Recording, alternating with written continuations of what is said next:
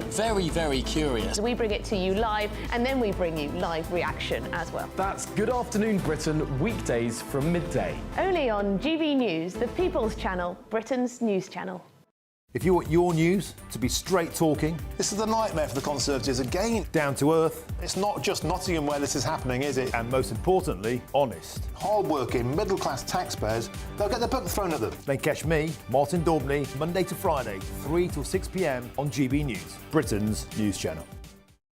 Join me, Camilla Tominey, for a frank and honest discussion with those in power that cuts through the spin and gets to the heart of the issues shaping our nation. You haven't confirmed that you want to stand as leader, but you haven't ruled it out either. This report basically says that he's not fit to stand trial. Is he indecisive? Incompetent? I deliver the dose of reality Westminster needs. That's the Camilla Tominey Show at 9:30 every Sunday on GB News, the People's Channel, Britain's news channel. In the GB Newsroom, we bring you the news as it happens. With our team of dedicated journalists across the UK, we're ready to keep you up to date with what's happening every half an hour, every single day. Bulletins here on GB News, the People's Channel, Britain's news channel.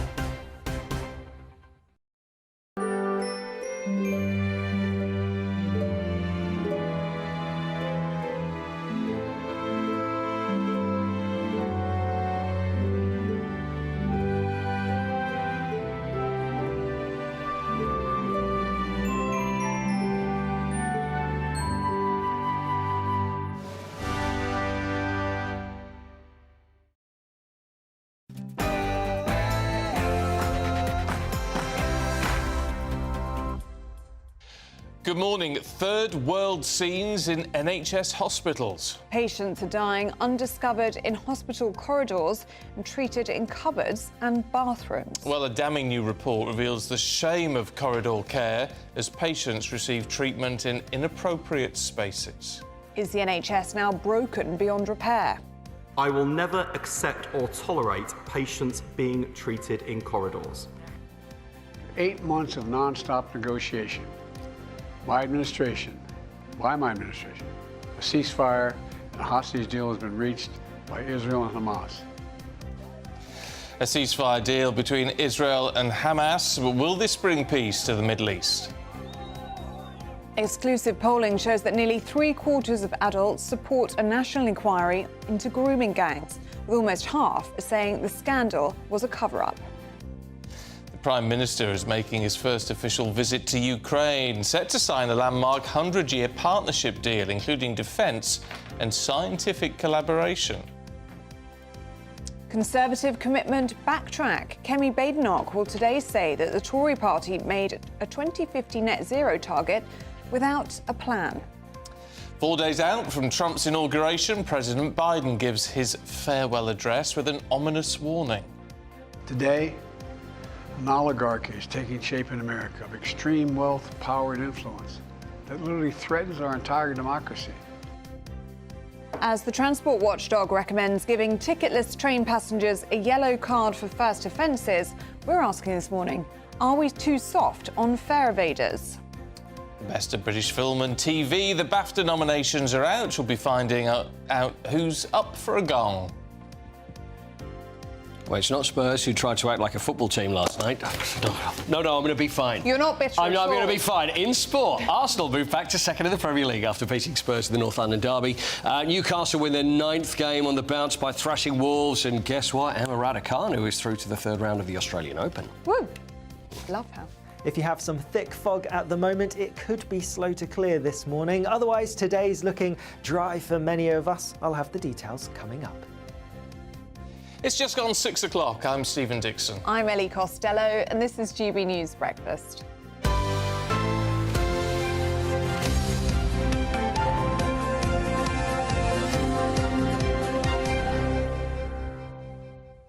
Now, you love nipping to the pub, don't you? Yes, do you like going to the pub? Yeah, Coity, you do as well, don't you? Sometimes, yeah. Always down the local boozer. Always down a local boozer. Now, something you wouldn't expect to see, or someone you wouldn't expect to see, is the future king. Oh, really? Oh. Yeah, Prince William, the Prince of Wales. He nipped to a Wetherspoons, would you believe, in Birmingham yesterday and sat at a table with 8 very lucky people and bought the round.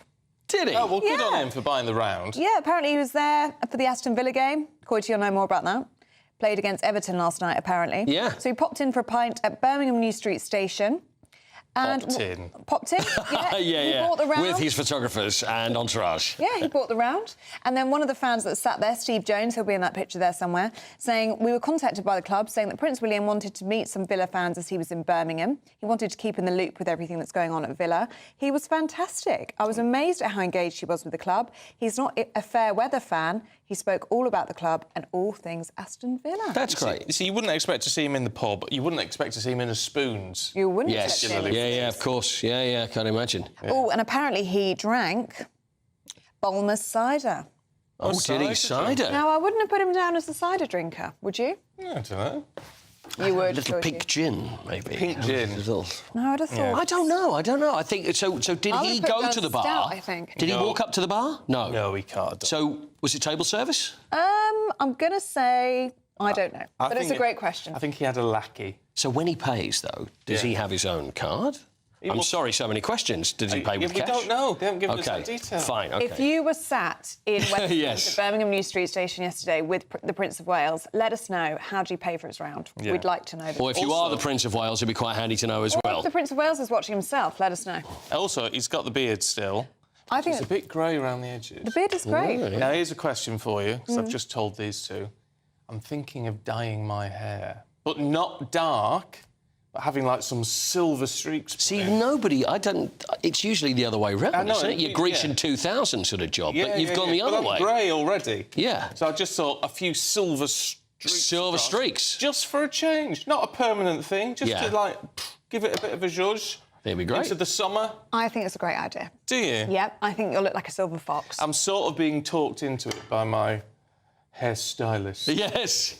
So when you... where are you percentage-wise? I'd say now I'm currently wearing a patch, which is one of these things you have to wear to make sure that you're not allergic to the... Oh, it's a real process. Oh, yeah. Oh, great, so this could happen in the next few weeks? It could do. But I'm still slightly undecided. No, I think you should Go do for it, it. and then we'll do a poll on GB News Breakfast, then they can say whether they like it or not. If you don't like it, I can always dye it back, can't I? Yeah, exactly. Yeah. That's what I mean. Isn't it best to do the poll now beforehand, or Well, no, because once it's done? We don't know what it looks like yet, Coity. Yeah. So there you go. I might be going silver, but wow, that's pretty exciting. I like it. I don't know. I'm You're all nervous and excited at the same time, aren't He's you? excited. Part of me just thinks, oh, just do it. Go for it. What's the worst that can happen? Yeah, exactly. And worst case scenario, you can just have a buzz cut. If you hate it that much, just shave it off.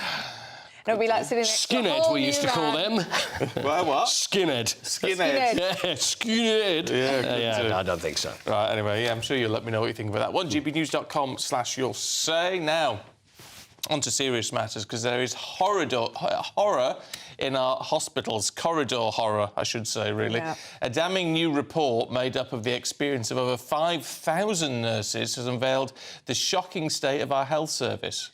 Patients are dying in corridors, being left to soil themselves. Some have been left sitting in chairs for days due to a lack of bed space. It's led to calls for immediate government action to end what's been called corridor care. Well, speaking in the House of Commons yesterday, the Health Secretary, Wes Streeting, had this to say. I will never accept or tolerate patients being treated in corridors. It is unsafe, undignified, a cruel consequence of 14 years of failure on the NHS. And I am determined to consign it to the history books. But is all that going to be enough? Nurse Sarah, that's not a real name, doesn't think so. And there's also a lot of real distrust between government organisations. I think we're lied to continually about how things are going to change, and they don't, they just get worse. The accountability should be with the trusts and the government, but it lays with the nursing staff.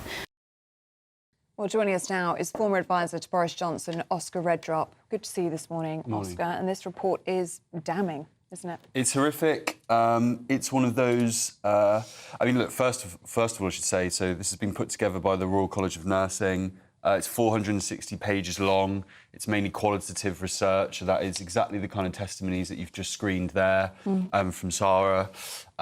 It is really, really grim stuff. It is literally people dying in corridors. These are people that we will all have people in our lives that we love and care about. And the last thing that we would want is to, when they go in for emergency care, to not have the dignity of, privacy and a proper room and proper care and nurses that feel that they can deliver that care, which actually the report goes in to say, corridor care is not the same as a kind of, individual room, proper care. We can't care for people. It's not even just, it sounds horrible and the images of it aren't great. There's a real kind of pragmatic issue here. This is when you are in government where all the Westminster kind of tittle-tattle, kind of back and forth politics is just rendered absolutely obsolete. This will probably send, I'd hope it would anyway, shudders down Wes Streeting's spine. In terms of how they then get on the right footing and solve this problem, I mean, I saw him yesterday in the Commons, and once again it was putting the blame on 14 years of Tory rule. I think a lot of people out there don't, rightly or wrongly, they won't care if he's right about that. They will want immediate action now because these are people that, these are people we love and care for who are going. How do we get immediate action now, though? Because the problem is this is infrastructure. This is an infrastructure problem. Which is not immediately solvable. Well, I mean, there are a lot of calls at the back end of the paper, as a result of the paper, which is, almost a COVID-style emergency plan, where Nightingale hospitals. Not quite that, but more staff coming out of retirement, and Wes Streeting instead of, which is an understandable desire of his to look long-term. The Department of Health, since Labour have come in and talked about long-term reform, long-term plan. But you have to think fast and slow in politics sometimes. And actually, all that long-term kind of reform, 5 years' time, when you read reports like this and the people on the front line of it, it means nothing. And I think they will probably call for more resource as soon as possible. And I don't think it's quite good enough. Although I empathise because it's so difficult, it's not quite good enough for them to kind of hide under the desk and get through winter and then hope we all forget about it by the time summer rolls around. Yeah, and it's enough for them to blame the 14 years of Tory rule, but actually the question is, have they been prepared for this winter crisis that we're hearing so much about, the flu crisis, which is why so many A&E departments in recent days have said that they're completely overstretched, warning people not to come to the hospital because there's no space. Well, clearly not. I think when the Labour government have come in, they've had quite a lot of fun, if you like, in inverted commas, kind of troubleshooting the problems of the nation and taking a step back and saying, the last 10 years, last 14 years, his problems X, Y and Z. They haven't actually spent too much time in the time they've had actually getting on and solving these problems. Appreciate they're very, very, very difficult. The last quite important point on this, for me at least anyway, is that if the Health Secretary can actually get on top of this and show some real compassion and urgency, then a lot of people are quite impressed by Wes Streeting. Then he can really put a marker down as that this Labour government are not just troubleshooters, kind of looking backwards and passing the blame over to the Tories, that they can solve emergencies and they can solve problems. So in some ways, Wes should see this as a challenge to rise to. Yeah, and that's fair enough. You can't not look back to an extent, though, because there will be people who say, look at this happening under this Labour government. I mean, didn't Boris Johnson promise to build 40 new hospitals? Yeah. I don't know how many of them actually got built. I mean, not 40. No, and like I said, I don't want to twist the knife politically too much, particularly on issues like this.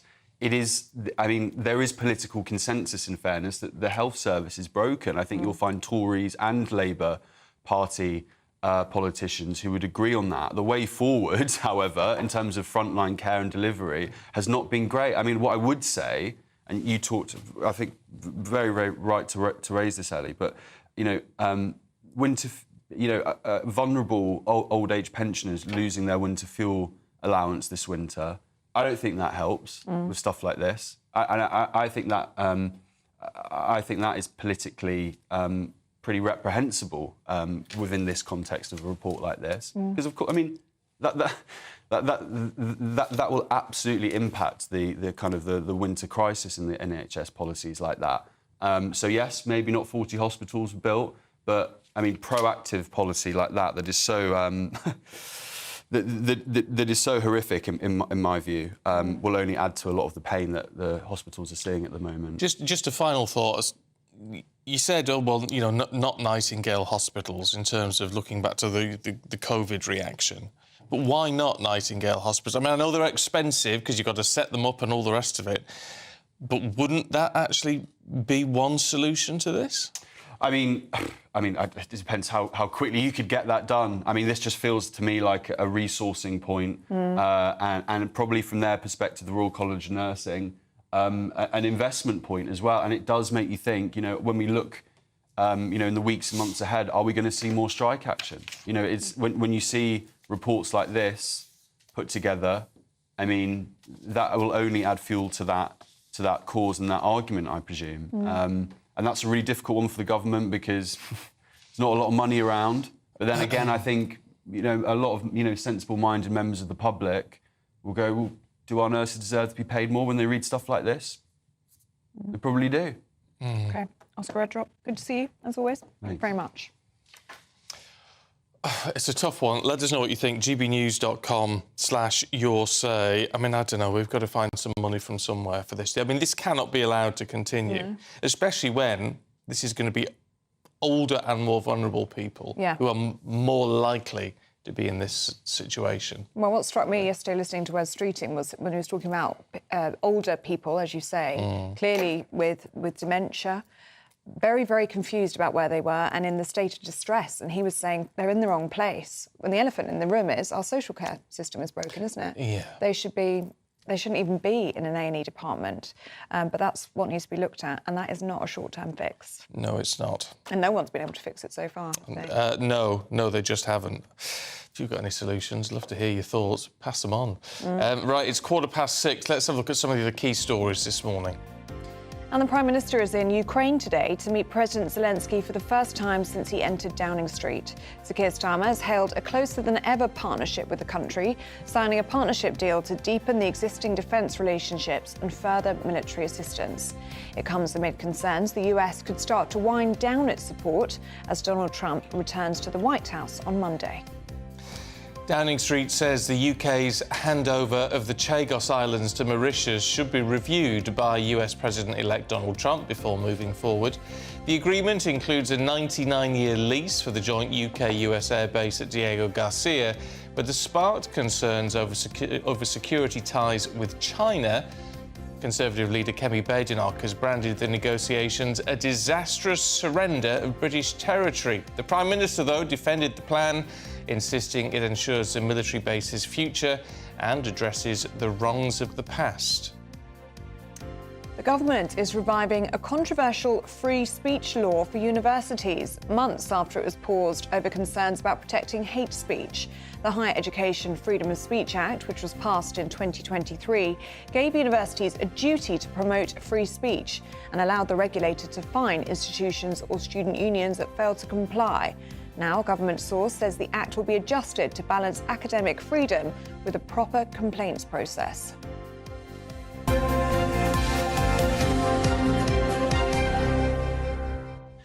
All right, shall we see what the weather's going to do for you today? It's a bit foggy out there for a lot of people. Here's Alex.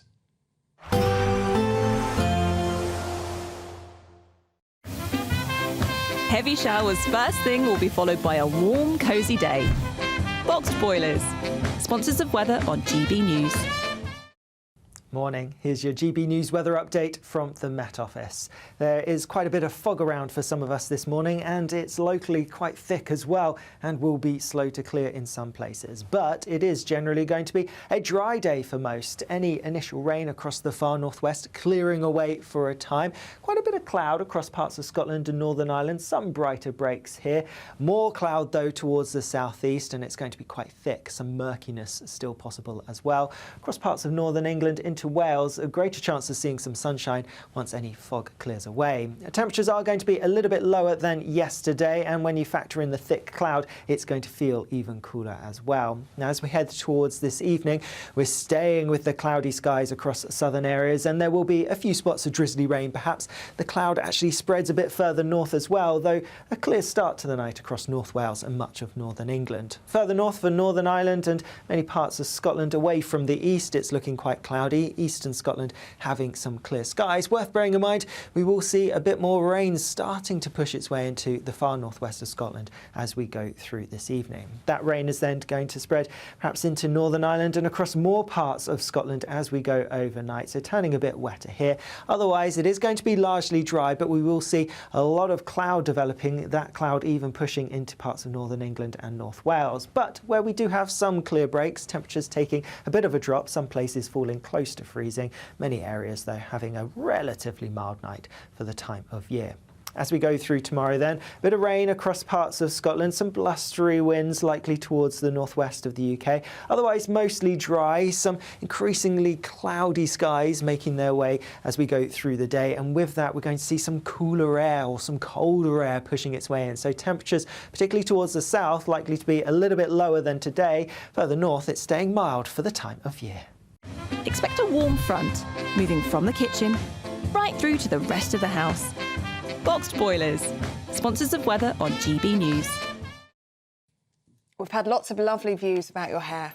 Well, sort of. Yeah, we have. Chris says, I think so. Stephen, if you missed it, is thinking about getting silver streaks through his hair. Yeah. Just to shush it up a bit, yeah. Yeah. Chris says, I think you should get some grey streaks in your hair. You'll soon be grey in the top anyway. True. So if you put streaks in now, people may not notice your future greyness as much.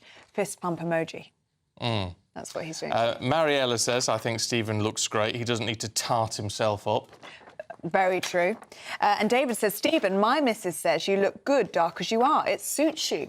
But if you decide to go for it, it would look good because you have such a young face. Oh. Richard Madeley, who's a lot older than you, looks pretty good with highlights. Does he have highlights in?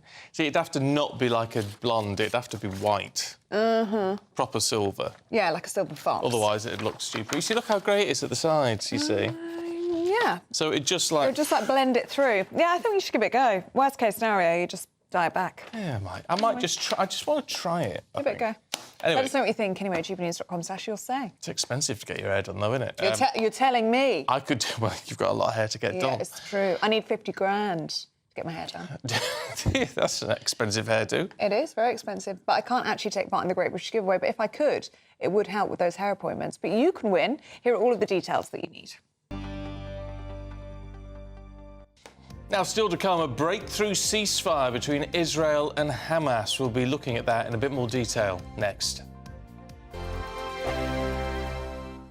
Good Afternoon Britain isn't just about us. The wonderful thing about this programme is it's about everyone watching. It's an interactive programme. Well, there absolutely is something to see here, and we're going to be talking about it more. Whether it's breaking royal news, Will, please bring us up to date. or indeed a particularly punchy speech in the House of Commons, Very, very curious. we bring it to you live, and then we bring you live reaction as well. That's Good Afternoon Britain, weekdays from midday. Only on GB News, the People's Channel, Britain's news channel.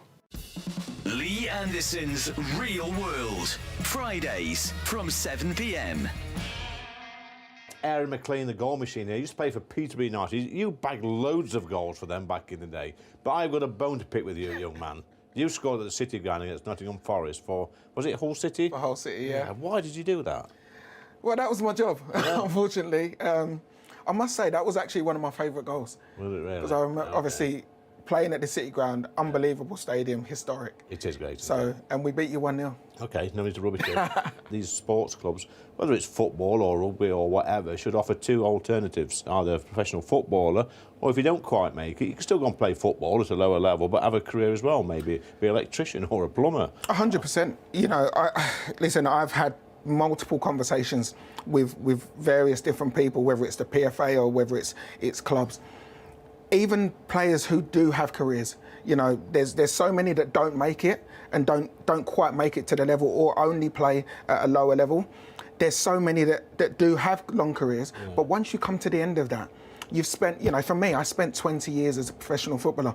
Once I finished playing, what do you then do for the rest of your life? You know, at 35, once you retire, you still have to have a purpose in life. Yeah. But I'd almost be starting from ground zero.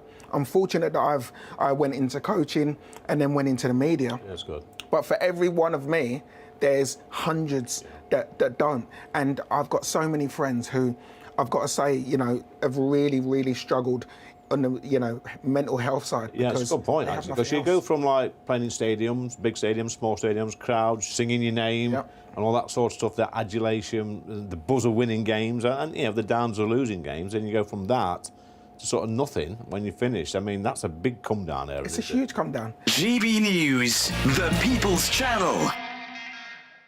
Good Afternoon Britain isn't just about us. The wonderful thing about this programme is it's about everyone watching. It's an interactive programme. Well, there absolutely is something to see here, and we're going to be talking about it more. Whether it's breaking royal news, Will, please bring us up to date. or indeed a particularly punchy speech in the House of Commons, Very, very curious. we bring it to you live, and then we bring you live reaction as well. That's Good Afternoon Britain, weekdays from midday. Only on GB News, the People's Channel, Britain's news channel.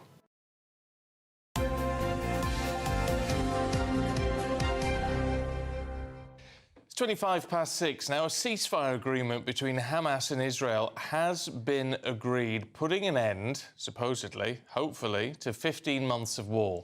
Well, the deal will see a withdrawal of Israeli forces and the release of hostages held by Hamas. Well, speaking this morning, President Biden took credit for the deal in his farewell address to the nation. After 8 months of non-stop negotiation, my administration, a ceasefire and a hostage deal has been reached by Israel and Hamas, the elements of which I laid out in great detail in May of this year. This plan was developed and negotiated by my team and will be largely implemented by the incoming administration. However, President-elect Donald Trump, who comes into office on Monday, was quick to claim credit with this statement on Truth Social, saying this epic ceasefire agreement could not have only happened as a result of our historic victory in November, as it signalled to the entire world that my administration would seek peace and negotiate deals to ensure the safety of all Americans and our allies. Posting on X, the Israeli Prime Minister thanked President-elect Trump for assisting in the ceasefire deal. Well, joining us now is US political analyst Eric Ham. Good to see you this morning, Eric. So we heard there from President Biden claiming that this is all down to him, but it's got Trump's fingerprints all over it, hasn't it? Yeah, I think both of these men are certainly going to take credit for this, and it will be Donald Trump himself who will certainly have to implement and oversee the ceasefire. We know that there are several phases to this, and of course, given how volatile things are in the region, there are those who are deeply concerned and worried that there could be any level of issues that could upend this deal. So it's very fragile, but right now, I think both of these men are certainly trying to claim credit. Which is difficult, though, isn't it, on the basis that, I mean, this is still tentative, still very delicate. I mean, it's obviously hasn't even begun yet. Yeah, that's right. In fact, the deal is not to actually take effect until Sunday, and we know that the first phase of this deal will include 33 hostages, which are mostly women, children, and the elderly that will have to actually go through. And then we know that Israel is then scheduled to release a number of prisoners as well. But right now, certainly all sides are celebrating this historic moment. And of course, given the fact that this ceasefire has, at least for now, put an end to the conflict, I think this is a moment of euphoria, certainly for all sides. Versions of this deal have actually been on the table since May of last year, hasn't it? So how much do you think that the pressure of the Trump administration coming in on Monday has changed things and got it finally over the line? Well, considering the fact that we're seeing right now with so much in the Middle East happening, you've got Bashar al-Assad, who has basically been run out of Syria. And right now, you've got the Donald Trump coming into office.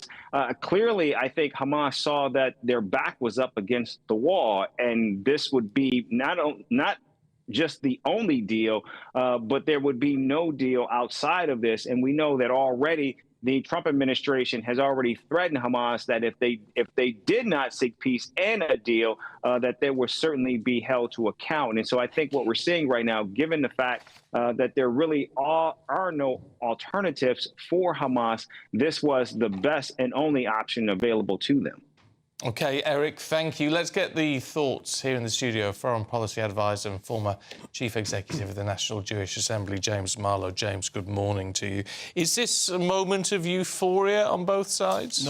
No, it's not. I disagree with that from Israel's point of view, not just from the centre and the right, but also the centre, the left. And there's many people on the left who are very, very concerned about this. I'll give you briefly 3 reasons why.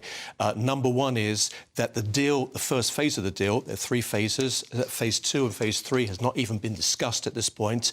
It's supposed to be 33 coming out, not on Sunday, but over the next 6 weeks. It could be 3 or 4 or 5 people coming out on Sunday. It's very unclear at this point. And the Cabinet will be deciding later this morning on a vote as to what is taking place. But the concern is that if those 33 do get out over the next 6 weeks, the others will be left there forever. Exactly what happened to a soldier called Ron Arad back in 1986 who was left in Lebanon and he was never found. That is the great concern from families, as I said, on the left, the centre and the right. The second reason is the amount of Palestinian prisoners who are being released, up to 1,000. 150 of them are serving life sentences. And I was just looking last night at the story of the Fogel family. This is way back in 2011 in a place called Itamar, which is northern Samaria, just north of Jerusalem. 2 Arabs got into the house on a Friday night and they killed the father, the mother, the 3 of the 5 children. The youngest child was 3 months old and she was decapitated. Her name was Hadass. The brother of Ruth Fogel, who was the mother killed, said last night he understands that those 2 murderers will be let out and the family are devastated. Now, the Prime Minister's office has denied that, and I'm suggesting that perhaps that decision has not yet been made because Hamas are making all these demands. That's the second concern in Israel, that literally 1,000 will be let out, most of them with blood on their hands, i.e. bombings, shootings and knifings, and they're serving sentences inside the Israeli jail. And the third reason is that you're seeing euphoria on the streets of Gaza. I just tweeted out earlier this morning a video of Palestinian children in Gaza dancing and singing, which looks good for the media because they're happy that there's a ceasefire, or there will be a ceasefire. However, they're singing, "We are the children of Mohammed Dayef." Mohammed Dayef was the military man in charge of Hamas, in charge, the mastermind of the October 7th attacks. And therefore, that they're celebrating, they're waving flags. And one of the Hamas leaders has also come out to say that we've won against Israel and we will do this again. And that is the concern. What hope do you have that a ceasefire can hold? It's going to be effective from Sunday, but already we've heard that airstrikes from Israel into Gaza have continued overnight, just hours after that ceasefire deal was made. Reports that 82 people have been killed in those. And you've heard reports this morning of rockets being launched into Israel. Yeah, because the war is still going on. So therefore that Hamas are using the rockets that they have right now, the ones that they feel don't have too much power in terms of getting their not medium-range rockets or long-range rockets. They're actually short-range rockets. So they're going to the southern, they've been fired from Gaza. And don't forget, they're being fired from residential areas inside of Gaza into residential areas in Israel. So the war is still continuing. And, of course, Israel will take the opportunity to continue to take out terror tunnels, those Hamas cells, and also their ammunition dumps. There's still a lot of them. And Hamas, although much of the leadership has been taken out, just like Hezbollah in Lebanon, Hamas is still a fighting force. Of course, nowhere near to what they were 15 months ago, but they will rebuild. And if Israel, which is part of the deal, is supposed to withdraw from the Philadelphia route, which is the bit of land between northern Egypt and Israel, that means more arms are coming in, and they're simply going to restock up.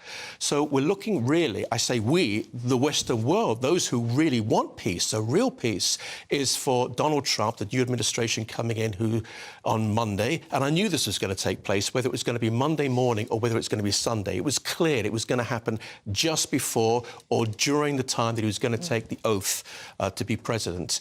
We need him to go ahead and really make a stand on the terrorist base. He's already said that he will not allow Gaza to become another terrorist enclave. We'll have to see whether he does that or whether he's just going to be bogged down with so many other things around the world, i.e. Russia, Ukraine and North Korea and the inflation inside of America and all sorts of things around the world. OK, James, good to see you. Thank you. Well, that ties into our poll of the day today. We're asking who has been more instrumental in this ceasefire, President Biden or President-elect Trump? We'll bring you the live results throughout the day. Final result in Martin's show later. And if you want to take part, go to gbnews.com/poll. Do stay with us. Still to come, Paul Coit will be here to tell you all about last night's Premier League action. That's next.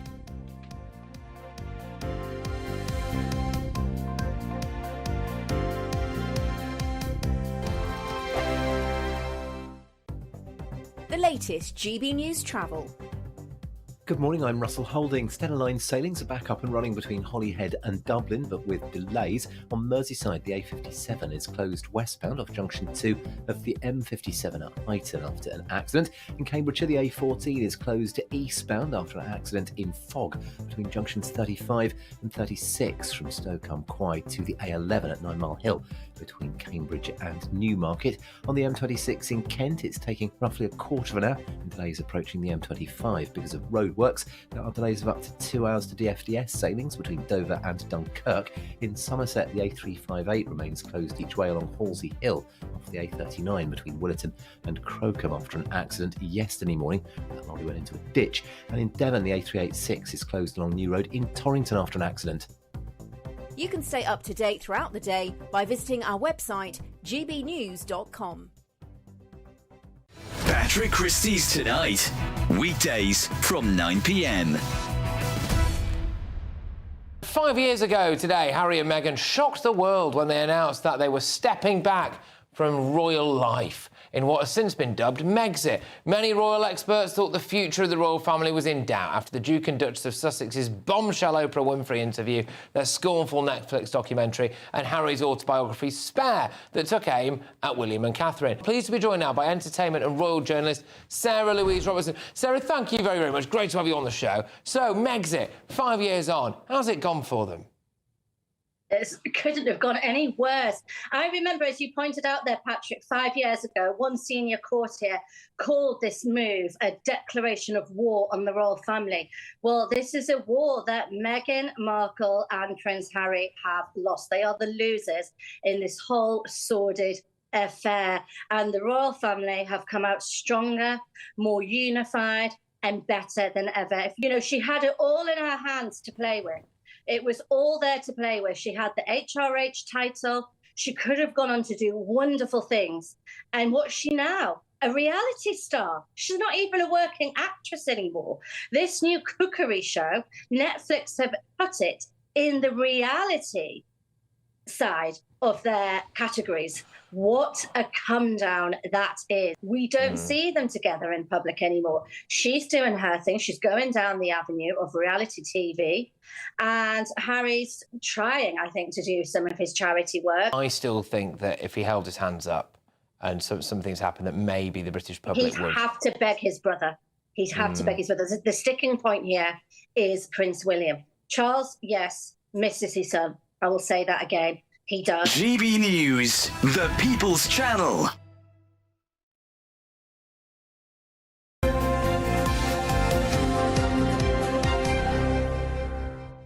Welcome back. It's time to go through all the latest sports news, and we're going to cross over now to a very sad Paul Coit. It was a tough night for you in North London last night, wasn't it? Yeah, I went last. I went to the game last night, And I was heading back. You wish you didn't. With my because my son was saying, "Oh, Dad, let's go." And I'm thinking, "Oh, I'm not sure." So I went along to the Emirates, left, and then I'm on the train. I'm on the Underground, and there's me and my son, and loads on all the rest of the train was all Arsenal fans, all with the red. No. Wow. So anyway, I'm just standing there with my son, everybody with all their Arsenal scarves on, and it was all red and white. And just as we pulled up into one station, a fella, just he was walking through, stopped where I was, and he just leant forward and he went, "Looking forward to your report in the morning."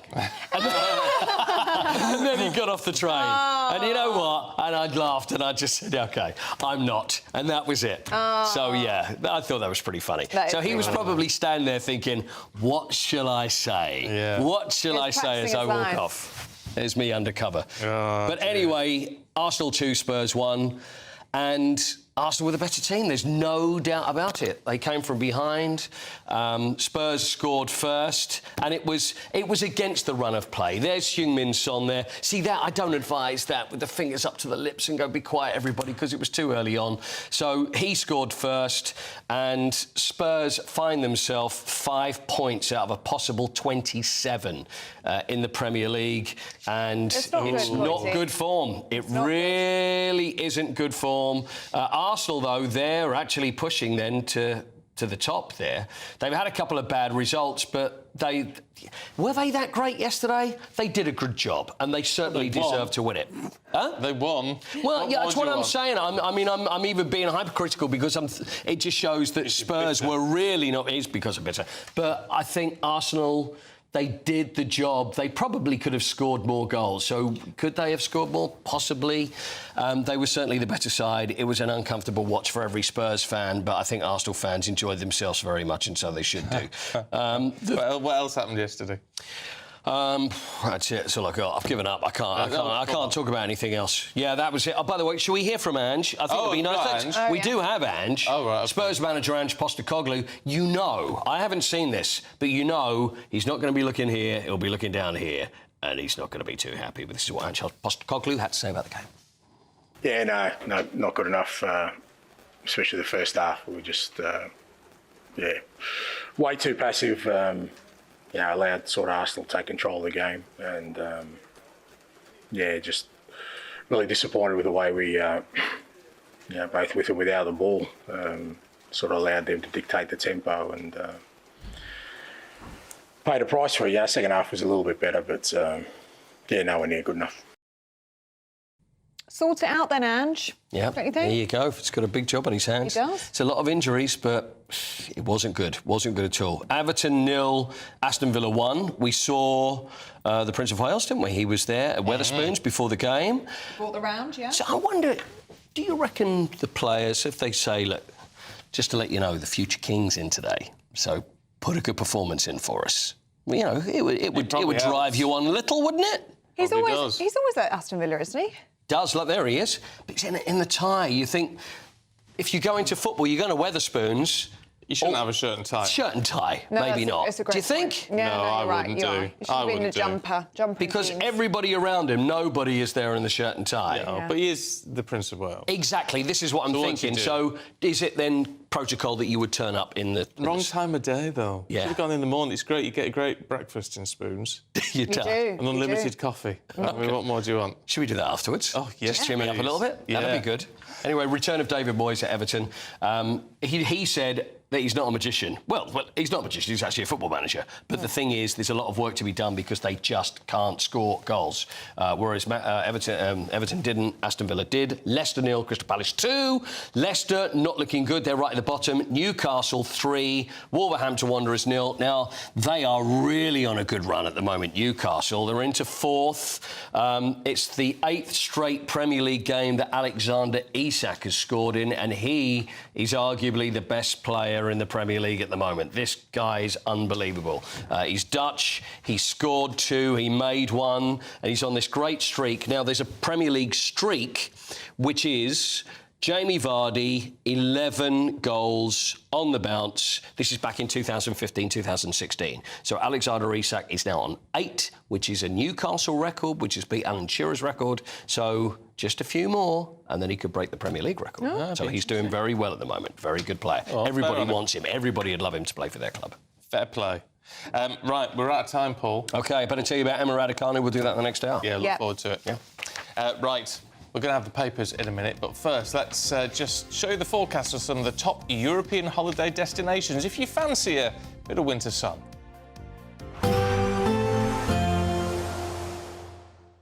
Ready to soak up that holiday sunshine? Won't we need some cover? No worries, all sorted. All Clear Travel Insurance sponsors GB News Travel Destinations Forecast. It's been an unsettled week across parts of the Mediterranean, and there's some further very wet and windy weather to come for some places, especially around Sardinia, towards Italy and Greece. Also, Algeria and Tunisia having some very heavy thunderstorms. Some places could see rainfall totals building up in excess of 300 millimetres with strong winds and even some hill snow to go with it. Away from this, though, a lot of relatively fine, often sunny and quite warm weather too. Bye-bye. All Clear Travel Insurance sponsors GB News Travel Destinations Forecast. This is Britain's Newsroom, where your voice matters. It's just astonishing. With expert analysis and honest opinion, we don't just keep you informed. We bring you unique perspectives you won't see anywhere else. Can't argue with any of that. When the news happens, it happens here. On Britain's Newsroom, weekdays from 9:30 a.m. Only on GB News. Britain's Newsroom, weekday mornings from 9:30. Mr. Motivator, he joins us now. Mr. Motivator, a very happy new year to you. Thank you so much for joining us on the show. There you are, bright and early. So how are things? How can we all kick ourselves into shape? By the end of January, most people have thrown their New Year's resolution out the window. I think what's important is that we make a change for life, and we set ourselves small goals, and as we achieve those goals, then we reward ourselves. So in other words, you want to run 10K, you don't immediately get up and go run 10K, do you? You run between 2 lampposts and walk between 20. If you're not into running, don't choose running. If you're into dancing, that's great. If you're into any kind of movement, that is the way to keep yourself active, healthy, and also maintain your independence. So, Derek, is the point that you keep it manageable and small enough that it's achievable? Why don't we just find 4 exercises that you do for 1 minute each exercise, and you do that 4 times a day? Achievable, isn't it? That's only 4 minutes of exercise. And I guarantee at the end of the day, you'd have done 12 minutes, which is like your daily dozen. So there's your goal. I wanted to do a daily dozen of exercise lasting a minute each. Right? And the first thing you could be doing is getting up from your chair, right? The moment you stand up, you incorporate so many muscles in your legs, right, that you're going to feel good, yes? So, right, go on then. Get up off your chair, Adam. Show me how it's done. Easy, come on. Easy, yeah. Look at that. Johan, the next thing I want you to do is to reach up real high. And if you bring it down, up I'll and do down. that one. Yeah. For a minute, palms facing... Oh, for a minute? You're not flying a minute. That's better. There we go. GB News, the People's Channel. Headliners on GB News 11 p.m. every night. It's got 3 top comedians going through the next day's newspapers so you don't have to read them, which is great. That's a good point. He's lying. Maybe he's not lying. That's Headliners every night from 11 p.m. and 5 a.m. as well on GB News, Britain's news channel. If you want your news to be straight talking... This is the nightmare for the Conservatives again. Down to earth. It's not just Nottingham where this is happening, is it? And most importantly, honest. Hard-working, middle-class taxpayers, they'll get their book thrown at them. Then catch me, Martin Daubney, Monday to Friday, 3 till 6 p.m. on GB News, Britain's news channel.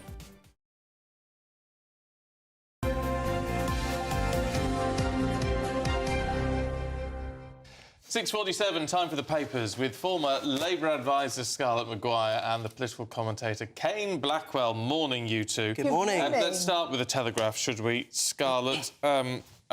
This NHS story is utterly horrific. It is. I mean, how bad can things get? Well, yes, because one's been hearing stories about people being treated in corridors and things, but actually, when you read the facts that the Royal College of Nursing did, they did a survey, and the stories that came in. I mean, a woman who died on a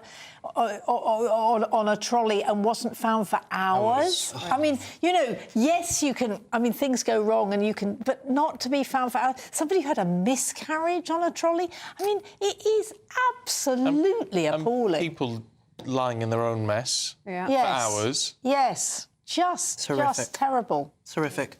And I think the one takeaway from this is we keep talking about these issues for years on end, but we never actually get to the root cause of this. And it's not. I don't believe it's anything to do with the money, because we've thrown loads and loads of money at the NHS. I actually think it's to do with the systems. I also think it's to do with the fact that we waste so much money on middle management. I'd rather be giving that money to the nurses, to the doctors, to the front line, to actually fix these problems and actually go back to the system of matrons, because they would make sure that those wards are spick and span, they're not having people in corridors and that sort of stuff, because they actually care about their wards, and that's what I think we need to get back to. Come on, I mean, the reason people are in corridors are not because you have nurses not doing their job. It's because there aren't enough beds. I mean, that's what's so terrible. And so we need more hospitals then. Well, the first thing we need is actually what is happening is we need much more community care. 100%. Right, so that we don't go into hospitals. I mean, 10 days ago I had a steroid injection, which, brilliant. My knee I can finally walk on after 4 months. Had I been in a proper job, like retail or something like that, I'd have been off for 4 months. And actually, I just went to a tiny little hospital Sunday afternoon and they did it. And that's what we want, is we want to take people out of the hospitals. Yeah. But it is really, and actually that is what Wes Streeting's trying to do, is to have more clinics. We also need proper social care so that we get the so-called bed blockers, the old people who can't go home. And I mean, the hospitals... that's what's so costly, isn't it? Actually, it's a horrible phrase, but bed blockers, it's... Oh, yeah. And you cannot do anything because you can't send them back home. You can't and it's awful for them because they shouldn't be in hospital. They should be in much better surroundings.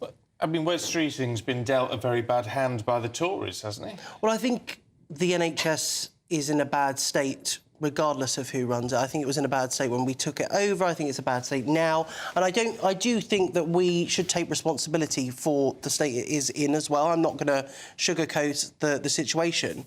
But I think Conservative and Labour governments have failed to understand that the problem isn't the money. It's actually about how you spend that money and where that money filters down to. When you took it over, waiting lists were pretty low. I mean, that's what the Blair government did, was they drilled down on waiting lists. And since 2010, they've gone up and up and up. And is that because of lack of investment? Is it because of an increasing population size? What is it? Why are we in suddenly... Well, I don't think it's a lack of investment, because the NHS has never had more money in its life than what it has currently and what it's had over the last 14 years. But what I do think, like you say, it's where that money is targeted. Are we spending that money in the correct ways? I don't think we are, and I think we really should. I talk about this story a lot when my dad was on crutches, and afterwards, he didn't need them anymore. We took them back to the hospital. And they won't have them. And they said, we won't have them. No. I thought, what? This is mad. And I'm not saying that, taking back crutches is going to fix the NHS, but it's indicative of the problem. Wastage. Exactly. Yeah. But I mean, the bigger problem is that we expect more. There are more drugs coming onto the market. So things like my dad had, like me, had terrible arthritis, but actually there weren't steroid injections. So he was just in pain for the last 15 years of his life.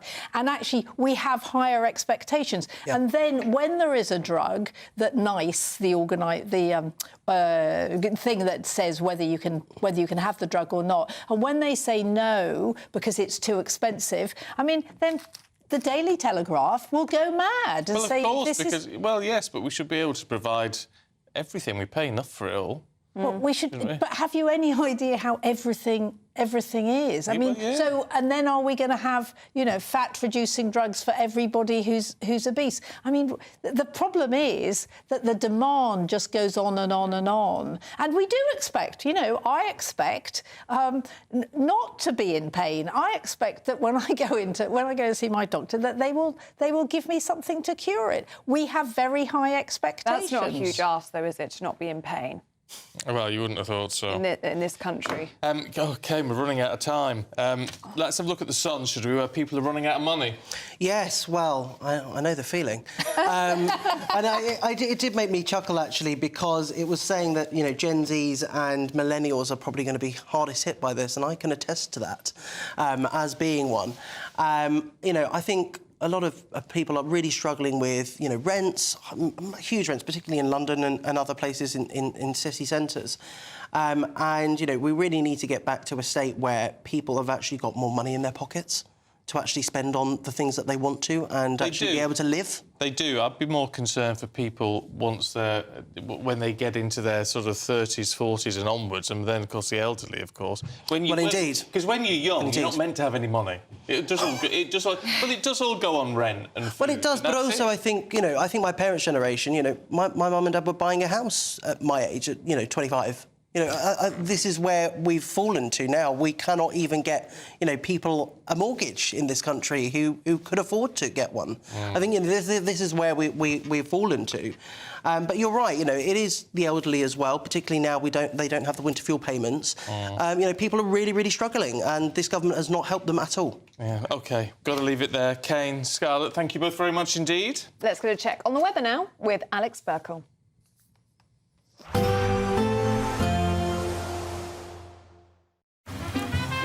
Despite the morning rain, it'll be a nice, warm, cosy day ahead. Boxed heat pumps, sponsors of weather on GB News. Morning. Here's your GB News weather update from the Met Office.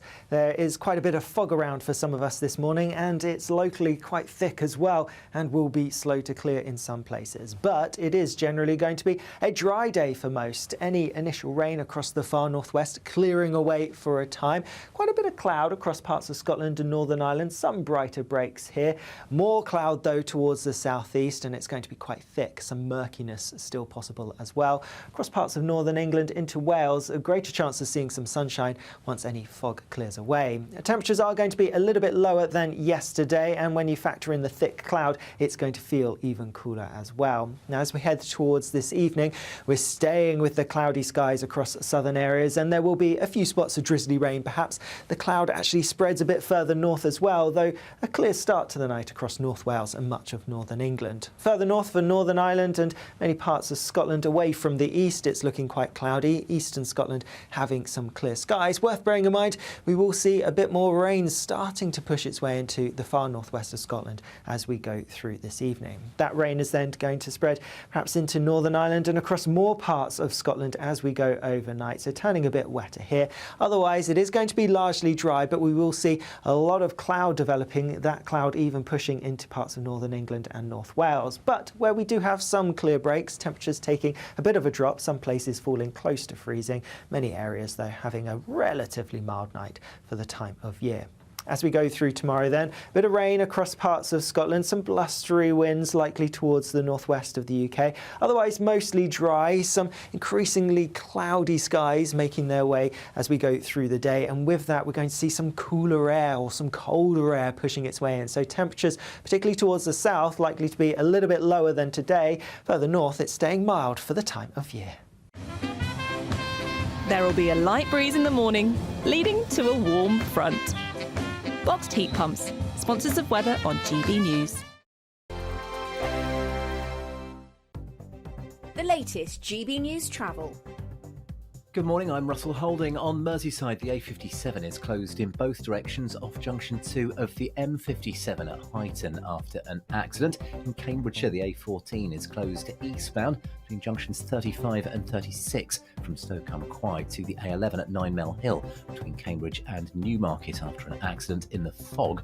On the M26 in Kent, it's taking around 20 minutes in queues approaching the M25 because of roadworks. There are delays of up to 2 hours to DFDS sailings between Dover and Dunkirk because of poor visibility.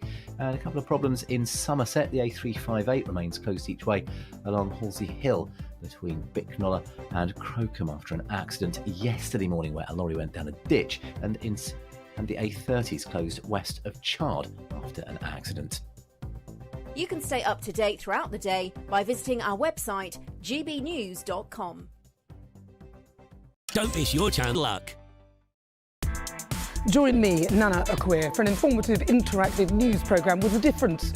It's fun. No, he didn't say that, though. I'm so surprised. I think there's an element of truth to that. Join me from 3 p.m. every weekend, only on GB News, Britain's news channel.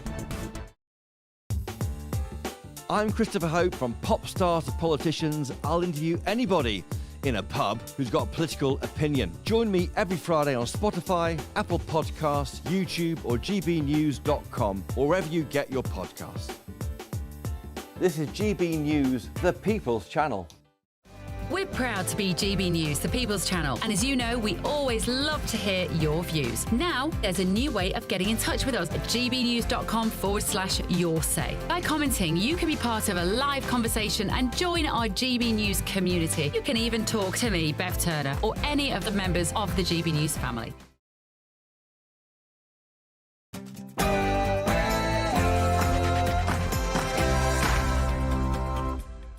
Good morning. Third world scenes in NHS hospitals. Patients are dying undiscovered in hospital corridors, treated in cupboards and bathrooms. Well, a damning new report reveals the shame of corridor care as patients receive treatment in inappropriate spaces. Is the NHS now broken beyond repair? I will never accept or tolerate patients being treated in corridors. For 8 months of non-stop negotiation, my administration, a ceasefire and a hostage deal has been reached by Israel and Hamas. A ceasefire deal between Israel and Hamas. But will this bring peace to the Middle East? Exclusive polling shows that nearly 3/4 of adults support a national inquiry into grooming gangs, with almost half of people saying the scandal was a cover-up. The Prime Minister is making his first official visit to Ukraine, set to sign a 100-year partnership deal, including defence and scientific collaboration. Conservative commitment backtrack. Kemi Badenoch will today say the Tory party made 2050 net zero targets without a plan. 4 days out from Trump's inauguration, President Biden gives his farewell address with an ominous warning. Today, an oligarchy is taking shape in America of extreme wealth, power, and influence that literally threatens our entire democracy. As the transport watchdog recommends giving ticketless train passengers a yellow card for first offences, we're asking, are we too soft on fare evaders? The best of British film and TV. The BAFTA nominations are out, so we'll find out who is up for a gong. And in sport, Arsenal moved back to second in the Premier League after beating Tottenham Hotspur in the North London derby. Newcastle win their 9th game. I was quite cool and calm for that, wasn't I? Newcastle win their 9th game on the bounce by thrashing Wolves. And Emma Raducanu's through to the 3rd round of the Australian Open. And I got hair. If you have some thick fog at the moment, it could be slow to clear this morning. Otherwise, today's looking dry for many of us. I'll have the details coming up. Just gone 7 o'clock. I'm Stephen Dixon. I'm Ellie Costello, and this is GB News Breakfast.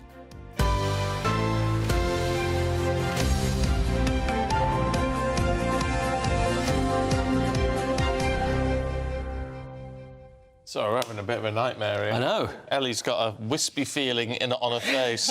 I feel like I've got hair in my eye, but you're saying I don't. I can't. I feel it wisping here. Where? There. Can I just say to the audience, please feel free to talk amongst yourself while this is happening? No. Just look, it matters what's happening with Ellie's face. I'm clearly going mad. I can't Well, I know, I just didn't know where to look. I didn't know, you know. Have you got it in front of your eye? Yeah, I feel like it's here, but anyway, we'll sort it out. No, I can't see anything. No? One of your eyelashes has dropped off. I don't know. Clearly, I'm just going mad. Ellie, I thought you were winking at me as well. No. No, just a hair in my eye, I'm afraid. Yeah. Talking of hair... here we go. Stephen's talking about getting silver streaks, that's a lot of S's there, through your hair. Yeah? It's a new look that you might be going for. Might be. Lauren's been in touch. She's very distressed. She says, no, don't do it, Stephen. Take it from a 70-year-old. No one wants to go more grey before they do naturally. You look lovely and young just the way you are. Young. Is it like a Malin streak? Do you remember the Malin streak? That thick Dickie Davis had one. It was the old Catherine Cookson thing, wasn't it? Yeah, Malin streak. There was that family had the grey streak through the hair. A bit more all over. We'll see. OK. I have a theory that you've just said this to get lots of compliments out there, because everyone's just telling you how young you look. I know, it's great. And it's not bad for 50, is it? Not bad, not bad. No, it is a serious thing. I am slightly concerned, but also slightly think I might just do it anyway. Yeah, I think you should. Anyway, it's frivolous, because what's going on today is far from that. It's absolutely horrific. There is horror in our hospitals. There's a damning new report from the Royal College of Nursing. They've clocked up the experiences of 5,000 nurses, and they've unveiled the shocking state of our health service. Patients are dying in corridors, being left to soil themselves, and some have been left in chairs for days due to a lack of bed space. Well, it's led to calls for immediate government action to end what's been called corridor care. Well, speaking in the House of Commons yesterday, the Health Secretary, Wes Streeting, had this to say. I will never accept or tolerate patients being treated in corridors. It is unsafe, undignified, a cruel consequence of 14 years of failure on the NHS. And I am determined to consign it to the history books. Is that going to be enough? Well, one nurse doesn't think so. And there's also a lot of real distrust between government organisations. I think we're lied to continually about how things are going to change, and they don't, they just get worse. The accountability should be with the trusts and the government, but it lays with the nursing staff. Well, joining us now is former advisor to Boris Johnson, Oscar Redrop. This is shameful. It is shameful, and it's funny in politics when you get really caught up in Westminster kind of tittle-tattle stories, and I think politicians are hugely guilty of that. Secretaries of State are too, and then a report like this comes out, and it completely renders all that kind of tittle-tattle rubbish completely obsolete, and you realise the shameful circumstances that people in this country are having to go through. I mean, the report is 460 pages long. It is qualitative research. This is like real testimonies, not kind of that dry data stuff. This is people. This is our frontline care experiences and what they're going through. And there is nothing. There's nothing worse. Everyone watching this, even if it's not themselves, will know somebody who requires healthcare in this country, and the idea that they're stuck in a corridor with no dignity, and actually it's not even just the horrible image side of stuff and the dignity element. The nurses have actually said, and it completely makes sense, is that actually there's a medical we can't actually provide the same care. It doesn't just sound horrible. It's not just a horrible image. There's a real kind of substantive care point to it. Moving forward. I mean, I think this, Wes yesterday, he wants to look backwards at 14 years this, 14 years that. Some of that's probably, a lot of that's probably fair enough. But I don't think the public care at this point. Like, they'll just want real emergency demand and action now. Right, so it doesn't, I mean, you're quite right. It doesn't do any good looking backwards. I mean, blame game becomes irrelevant at this point. But what he did say, which I thought was interesting, was that he will not accept or tolerate corridor care. Well, he's got to tolerate it because it's happening now. Yeah, it's happening right now. Wes. So what do you do? I mean, this is the thing. You look at it, and I don't even know where you begin to tackle this on this scale. Well, very humbly, it's not a job I envy, actually, and a challenge that I envy from Wes's perspective. It's a huge opportunity for him. I mean, this is a relatively new Labour government. He's a very highly rated Secretary of State. I mean, if he can get on top of this and actually provide resource and care and kind of out-the-box thinking to ease the pressure this winter. I mean, what an opportunity, Wes, rather than just looking backwards. I mean, the urge that you know, I would have here is, you know, when we think about giving the NHS more money, time, resource, you know, keep it away from that kind of bureaucratic middle manager level. That whatever we got, it just needs to be absolutely shoved into the front line. Yeah. OK, Oscar, thank you very much. Now, a ceasefire agreement between Hamas and Israel has been agreed, putting to an end, hopefully, 15 months of war. Well, the deal will see the withdrawal of Israeli forces and the release of hostages held by Hamas. Well, speaking this morning, President Biden took credit for the deal in his farewell address to the nation. After 8 months of non-stop negotiation, my administration, a ceasefire and a hostage deal has been reached by Israel and Hamas, the elements of which I laid out in great detail in May of this year. This plan was developed and negotiated by my team and will be largely implemented by the incoming administration. However, President-elect Donald Trump, who comes into office on Monday, was quick to claim credit himself with this statement on Truth Social, saying this epic ceasefire agreement could have only happened as a result of our historic victory in November, as it signalled to the entire world that my administration would seek peace and negotiate deals to ensure the safety of all Americans and our allies. Posting on X, the Israeli Prime Minister Benjamin Netanyahu thanked President-elect Trump for assisting in the ceasefire deal. Well, joining us now is political scientist at UCL, Dr. Thomas Gift. Good to see you this morning, Doctor. And we just heard there from President Biden and President-elect Trump, both claiming credit for this. But the fact is, this has been on the table, hasn't it, this deal, since May. So is it the Trump administration coming in on Monday that's put this pressure on to get it over the line? Thanks so much for having me. It's great to be with you. I'll just caveat this by saying I'm not a U.S. foreign policy expert, but I think certainly the pending inauguration did play a very important role. I think both Trump and Joe Biden can claim credit. Of course, each is going to do so, but Trump made it very clear that he wanted a deal done by the time he entered office. I think Netanyahu certainly wanted to stay on Trump's good side, and Hamas probably thought that this was the best deal that they were going to get. I think there's a lot of uncertainty still about how this is all going to play out, kind of the devil's in the details, but it's good news regardless of who claims credit. This is a long deal, though, isn't it? I mean, the first stage is releasing 33 Israeli hostages, 1,000 Palestinian prisoners over a period of 6 weeks or so. I mean, this whole thing is going to take a long time, and it is fragile. So it's difficult to see how it remains in place without some sort of infraction. I think you're absolutely right. I mean, we'll see how these details play out. I mean, this is just phase one.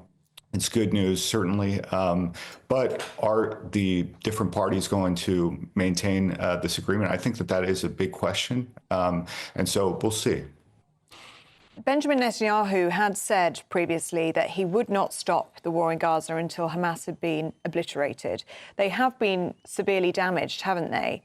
But they do, and they will, have the capacity to operate still and regroup. Yeah, I'll just caveat again, I'm not an expert on U.S. foreign policy in the Middle East. I was here to talk about Joe Biden's speech last night. I realized that was an important thing, but I really don't think I have a whole lot to add on that. Right. Well, what did you make then of what President Biden said last night? I mean, look, you've got to say, actually, looking at it, it was a shaky performance, a final farewell, really. But I mean, what legacy has he left behind? I think you're absolutely right. It is the case that presidential legacies often improve with the passage of time, and it's plausible that Joe Biden's will follow a similar trajectory. Certainly, the shortcomings of his administration remain very prominent in the minds of many Americans today. I think he's going to be known for entrenched inflation that he said would be transient, a crisis at the U.S.-Mexico border that has only worsened during his time in office, a disastrous withdrawal from Afghanistan. Now, I think historians will highlight some of his legislative achievements, and that includes guiding the country out of the pandemic. Of course, there's lots of disagreement about how he did that, and securing the passage of a major infrastructure deal that previous presidents weren't able to enact. I think, though, if Biden's primary goals were to bridge political divides, to pave the way for the next generation, and to defeat Trumpism, I think it's clear that he failed on those goals. OK. Dr. Gift, good to see you this morning. Thank you. Now, at 13 minutes past 7, let's take a look at some other stories coming into the newsroom this morning.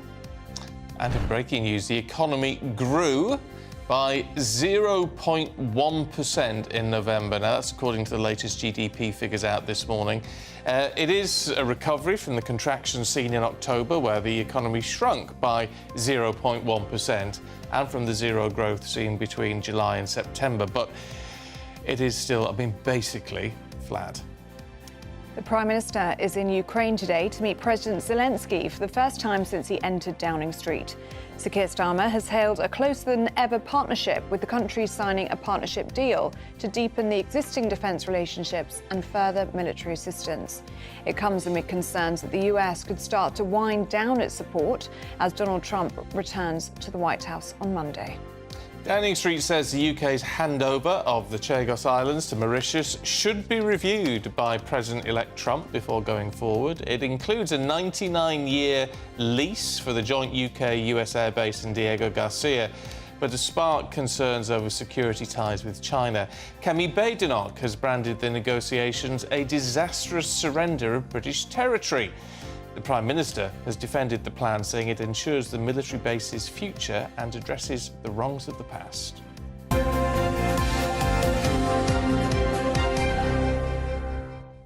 Now let's get a check on the weather with Alex Burkle.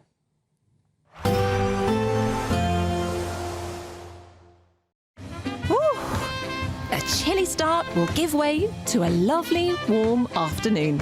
Boxed heat pumps, sponsors of weather on GB News. Morning. Here's your GB News weather update from the Met Office. There is quite a bit of fog around for some of us this morning, and it's locally quite thick as well and will be slow to clear in some places. But it is generally going to be a dry day for most. Any initial rain across the far northwest clearing away for a time.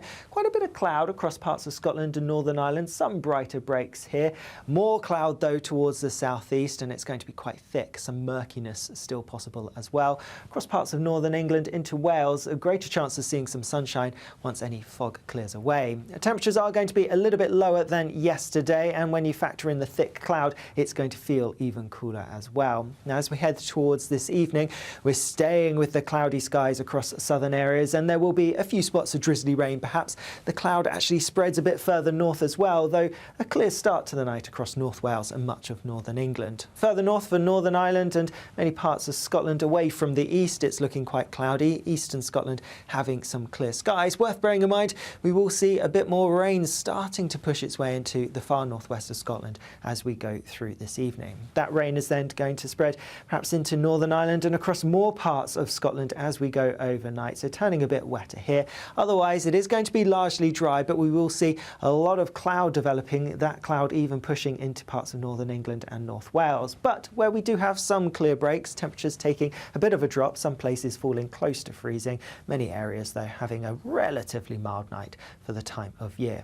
As we go through tomorrow then, a bit of rain across parts of Scotland, some blustery winds likely towards the northwest of the UK. Otherwise mostly dry, some increasingly cloudy skies making their way as we go through the day, and with that we're going to see some cooler air or some colder air pushing its way in. So temperatures, particularly towards the south, likely to be a little bit lower than today. Further north it's staying mild for the time of year.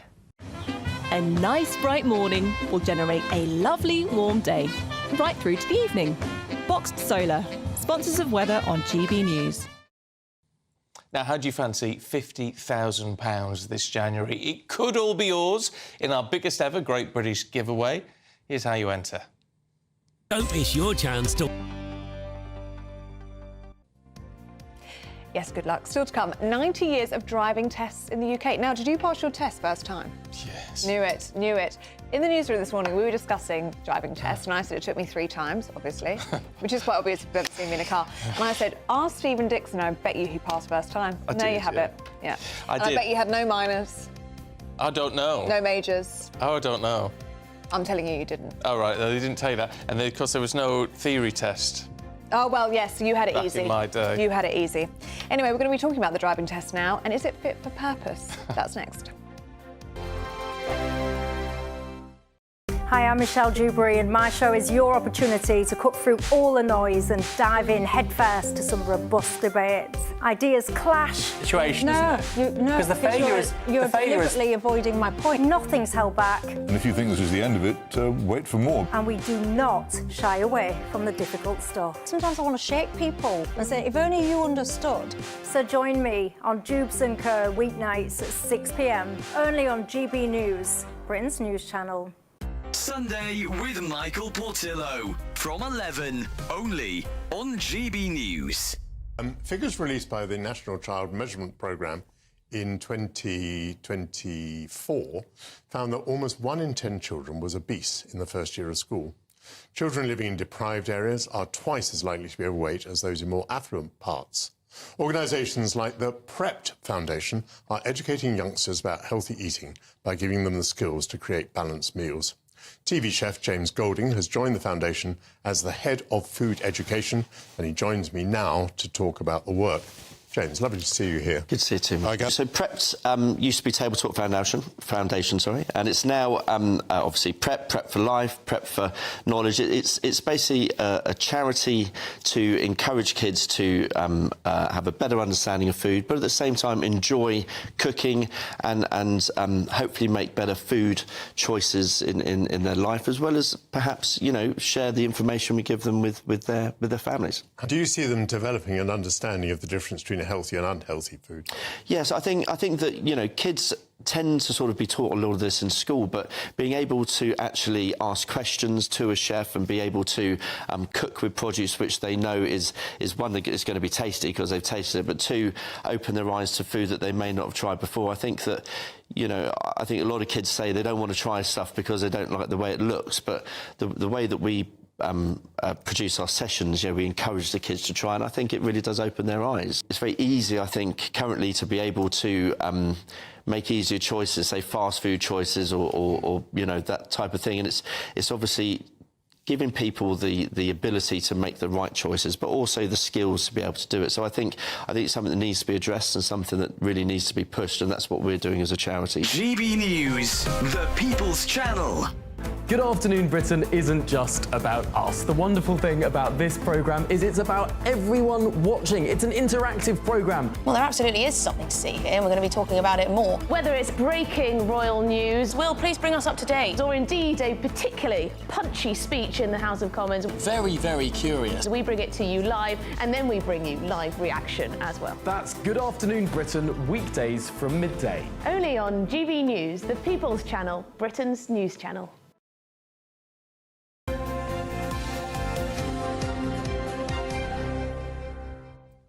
Welcome back. Now, it's something that most of us have been through. 2025 marks 90 years since the first driving test was introduced in the UK. And some of us are better drivers than others. Stephen Dixon.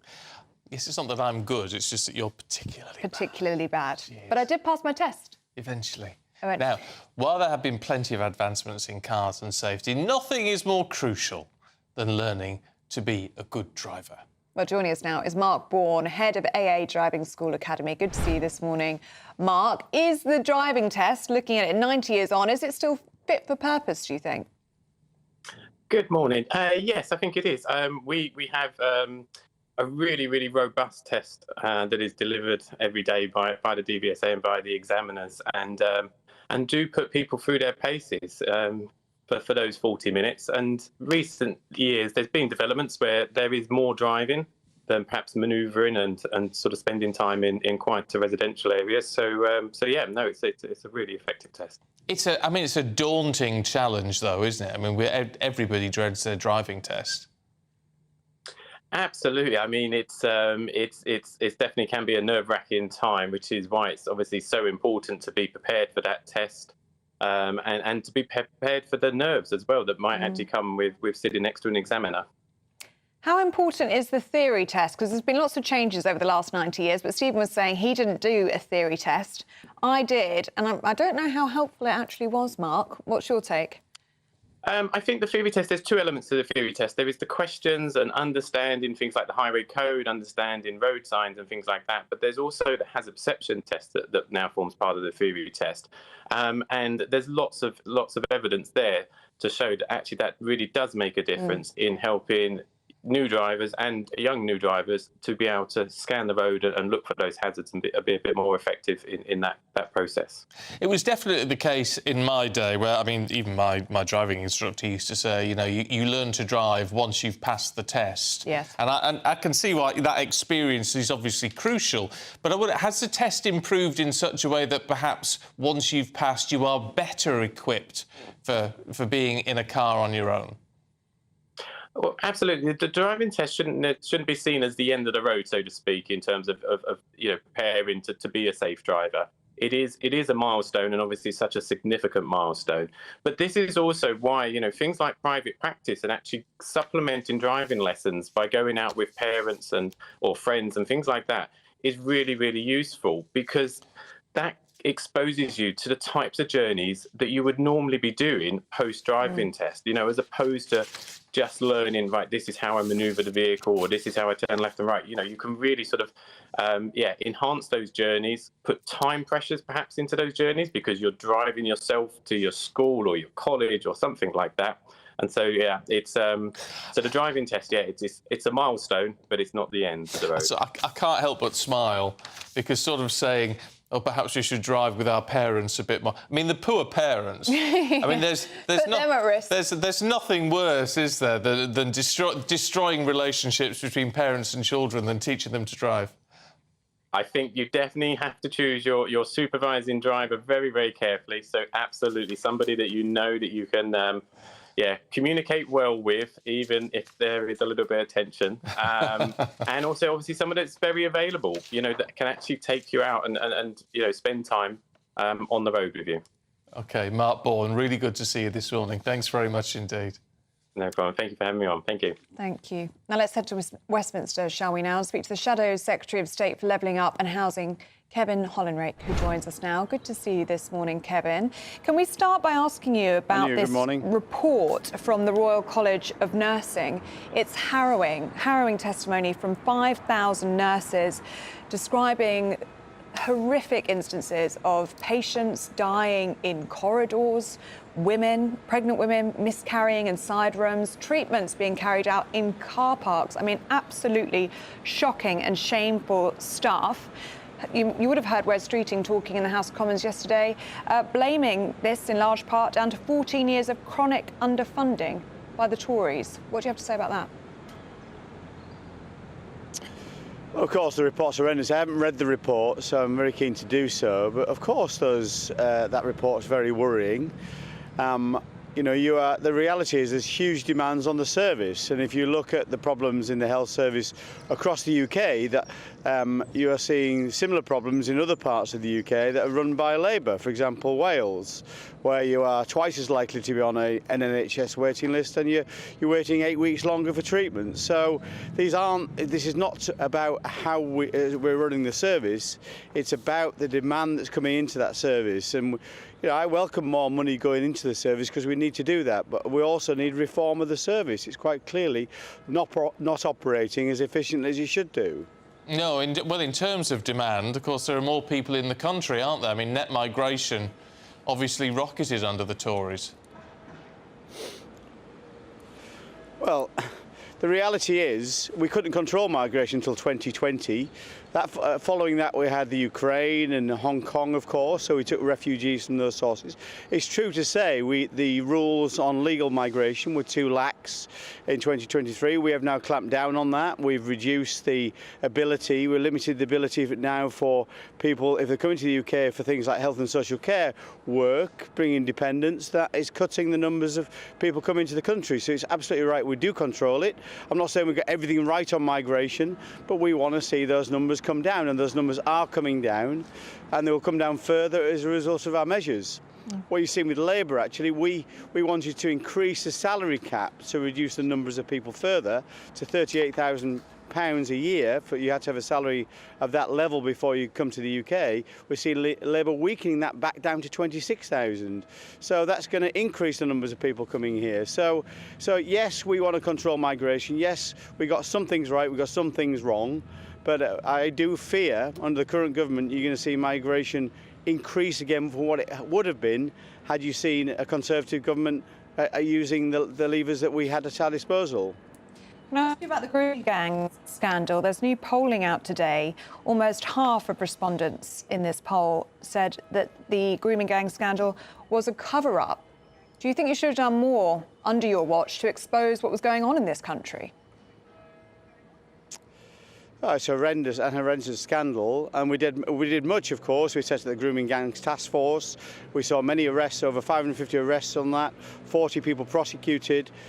We did much under our watch, but we need to do more, and that's why we've called for a national inquiry. That's why the leader of the opposition, Kemi Badenoch, has called for a national inquiry. But you had a national inquiry. Forgive me, Kevin Hollinrake. Forgive me, but you had the extra inquiry. You had a national inquiry that was so narrow in scope. It only looked at 6 towns. GB News has exposed that actually there could be 50 towns that need investigating. Do you admit that you failed then? You kept that scope too narrow, and then when you had the recommendations from that report in 2022, you did nothing to implement them. Well, that's not true either. You know, not a single one of those recommendations was implemented. Looked at certain things. No, that's just not true. You look at the numbers. We were implementing 18 of those 20 recommendations. That's the reality of that. Of course, these things take time to implement, but we set up that inquiry, and on the back of that, what we've established since, we want to set up another inquiry which looks at exactly the points you've just raised. Was there a cover-up? That's what we need to look at. It is not right that people who have the opportunity to deal with these scandals cover those scandals up and don't really take the difficult decisions. We want to see exactly who knew what, who did what. That's something we want to do alongside the implementations of those recommendations. That's exactly what Keir Starmer is now blocking. Why is that? We want to see the inquiry, the Labour government doesn't. Why is that? What's this we're going to get from Kemi Badenoch about revealing the truth? We've certainly heard that, you know, the net zero targets from the last Conservative government of 2050. She says there's had no plan to actually hit those targets. And also perhaps about, I mean, maybe it's going to tie in what we see with the NHS as well. Maybe it's going to tie in with what we see with the grooming gangs and lots of other issues under the last Conservative government. Is she trying to draw a line here, have a clean slate to work with? I think leadership is so important, and the party is under new leadership, and I think it's absolutely right that Kemi sets a stall out in terms of how she thinks we should govern this country. It is fair to say that Kemi does look at some things differently. She looks at net zero and thinks, well, you've got to work out how you're going to get to that target before you set the target. I think that's perfectly reasonable. And on other measures too, in terms of how we grow the economy. And you're seeing this Labour government taking over the economy, say it's going to become the fastest growing economy in the G7, and without any idea how it's going to do that. All the measures it's put in place have actually reversed that growth, and we're now the slowest growing economy in the G7. Kemi wants to actually put the plan together before she sets the target, so when she says something to the British people, they know she will deliver on it. I think it's a sensible way to operate, and I think it does show that this party is under new leadership. People will see the party run differently, and it will be more successful in meeting some of the challenges that the British people want to see tackled. OK. Kevin Hollinrake, good to see you this morning. Thanks very much indeed. Good to see you too.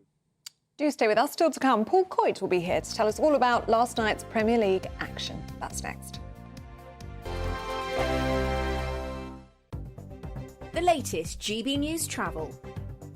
Good morning, I'm Russell Holding. On the M62 in Greater Manchester, 2 lanes are closed eastbound where someone's broken down between junctions 21 and 22 from Milne Road to Rishworth Moor, causing queues. On Merseyside, the A57 is closed each way off junction 2 of the M57 at Huyton after an accident. In Warwickshire, the A46 is blocked northbound by an accident northwest of Warwick, causing roughly 2 miles of queues. In Cambridgeshire, the A14 is closed eastbound between junctions 35 and 36 between Stoke-on-Quye and the A11 between Cambridge and Newmarket after an accident in the fog causing delays. On the M25 in Kent, there's a lane closed clockwise, but someone's broken down at junction 5 for the M26 with queues from junction 4 at Orpington. Delays of up to 2 hours to DFDS sailings between Dover and Dunkirk because of poor visibility.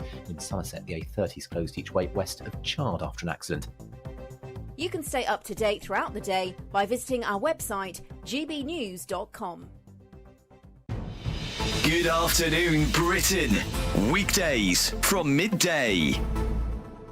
People living with obesity are people, and they deserve the right for treatment and care as much as anyone else.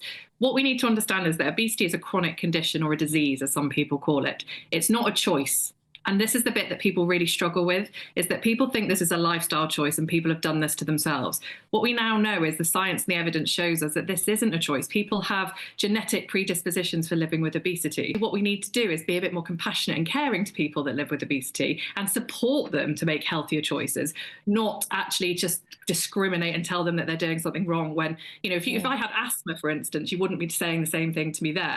But then it's exactly the same. Usually, if you're going for an operation of some form or other, there'll be often there is a criteria. So my mother, she had a knee operation. They wanted to make sure her blood pressure was right and all these things. This is, I mean, to hear somebody say that obesity isn't a choice just because you've got genetic predisposition to it, it's just exactly why people seem to be legitimizing being overweight. Ozempic has proved that people are overweight because they eat too much. Because Ozempic tells you to stop eating, it makes you think that you've eaten and makes you feel full, so you don't eat. You may be predisposed to anything, but you also have a large percentage of responsibility to make sure that doesn't happen. So absolutely, it is in the patient's best interests, because if you're overweight, it'll take you longer to heal. You're more likely to have complications, the same if you smoke, and also the outcomes are usually better. So for a smoker, if you quit, say 4 weeks before surgery, your 25%, your risk is lower of respiratory complications. So this is literally, of course, it's discriminatory, because you have to decide, you have to prioritise the people that are likely to survive the operations. GB News, the People's Channel.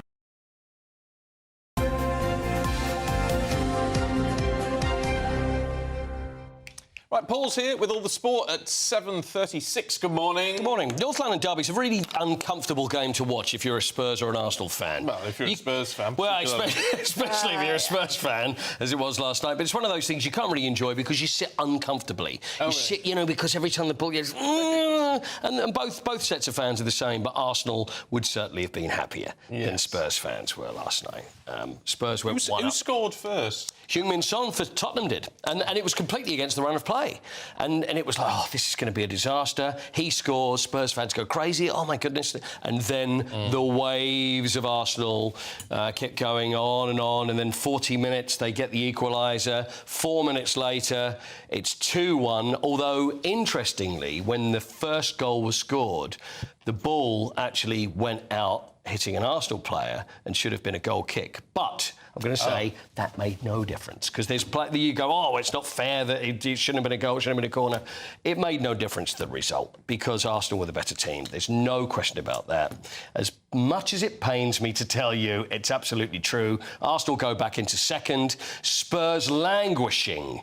And that's not a word I use very often, you know. No, it isn't, no. In 13th, and should Manchester United beat Southampton tonight, they will languish even further in 14th. So Mikel Arteta, the Arsenal manager, Captain Black, as we like to call him, was very, very happy. Surprise, surprise.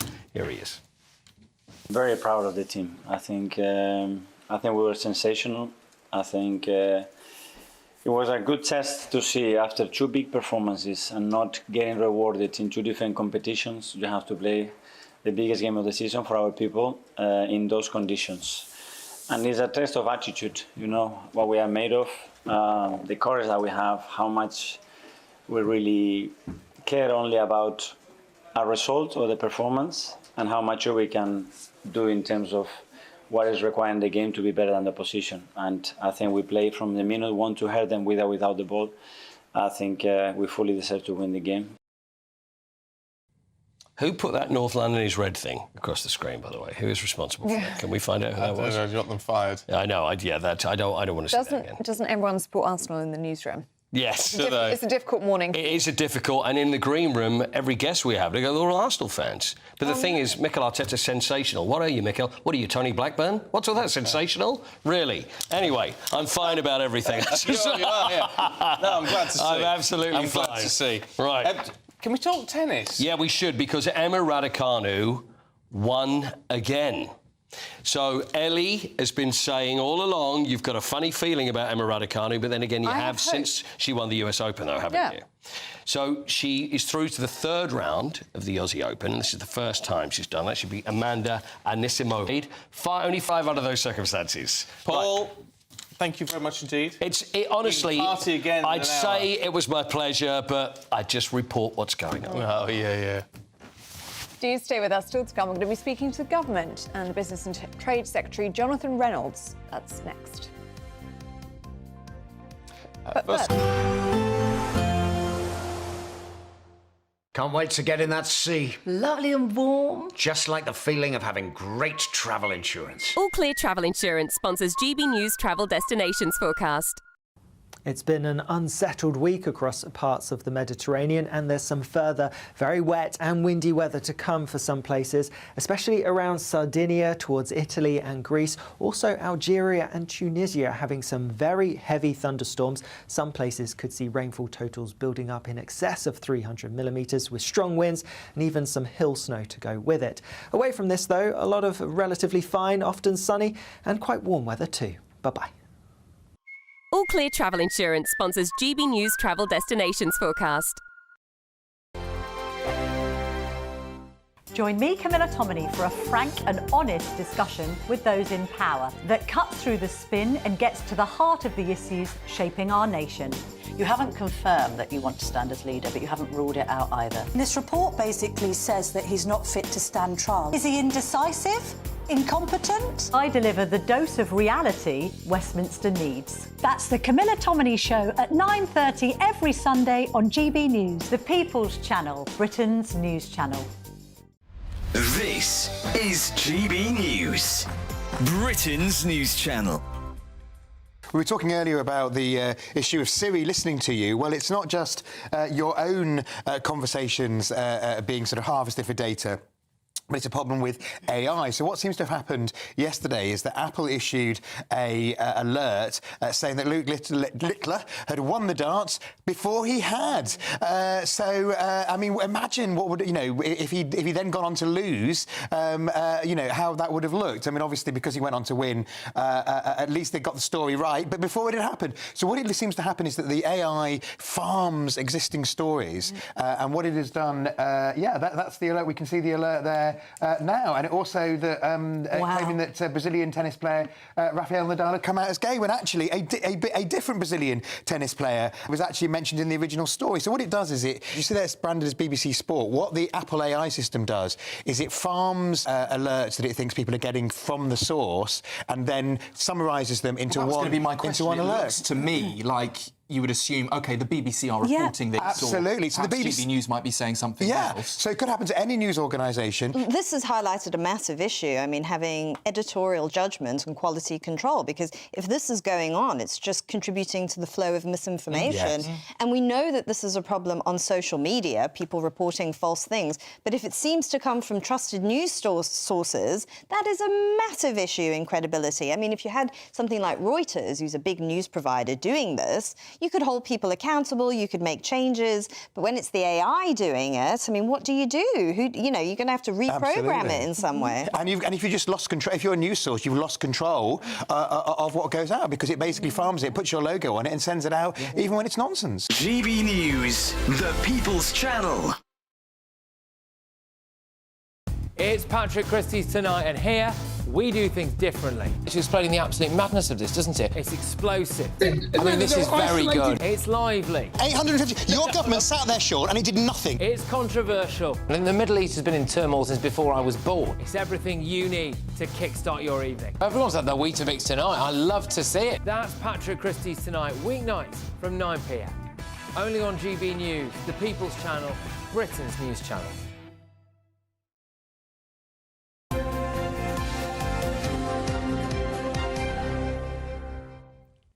Joining us now to go through the papers is Labour advisor Scarlett Maguire and political commentator Kane Blackwell. Morning, you two. Good morning. Where should we begin? Kane, let's start with the Metro, shall we? And this is about Yes. the blind train passenger. Yes, this is the story of Kelsey Trevitt, who actually won the Child of Courage Awards at the Pride of Britain Awards in 2010. And they went to get on the train. They were getting off at Wilson Junction, and they booked for a train guard to come on to help with getting on and off. Didn't turn up. So they had to go through all the get through all the things with help with passengers. Then got on to another train, got off at where was it? Dalston Kingsland. Again, no one to help them. And this, I think, really, really is bad because so many disabled people, I know, my dad's in a wheelchair, feel so disillusioned with the transport system and really do fear about getting on trains and going to places. And actually this is a wider issue that we can go back to in terms of people who are economically inactive as well, just do not feel sort of safe enough to actually go out and go to work or go to these places or actually live life. And it's really, really bad for disabled people. It's not. We need to be encouraging people to be able to make the most of their potential, whatever that potential is. No, absolutely, because what's so terrible is that if you are disabled, to go on a train, you have to ring up in advance. You have to organise getting on, being helped on, being helped off, and then over and over again at Waterloo, at Paddington, you're stuck on the train because nobody meets you. So first of all, they make it difficult by you having to do it in advance, and then you're left. OK. Look, you two, sorry to keep it very, very brief. We need to just take a pause there because the Secretary of State for Business and Trade, Jonathan Reynolds, is standing by live in Westminster. It's good to see you, as always. Can we talk about the state of the NHS and this damning report from the Royal College of Nursing? I mean, it is properly shocking. The Health Secretary said yesterday that he will not accept or tolerate corridor care within our hospitals, and yet he's got to tolerate it, doesn't he? Because it's already happening and there is no immediate solution, is there? Well, he's right to say that, though, isn't he? I mean, look, first of all, I'm afraid I think you don't need a report like this, to know the pressures the NHS is under. You talk to anyone who works in it, talk to people who've had experiences. Of course, some good experiences too, but this is the kind of story people will be, unfortunately, familiar with. I thought Wes was spot on as Health Secretary to say it's unacceptable, but he can't promise it will change overnight. What he can say is, obviously, the budget puts significant resource into the NHS, but it's also got to be reformed. I mean, a lot of money's gone in recent years to the NHS and not always produced outcomes, better care for people, shorter waiting times and better experiences. So the scale of the challenge is vast, but we're up for it because the NHS is so important to the British people. What's going to be changed then?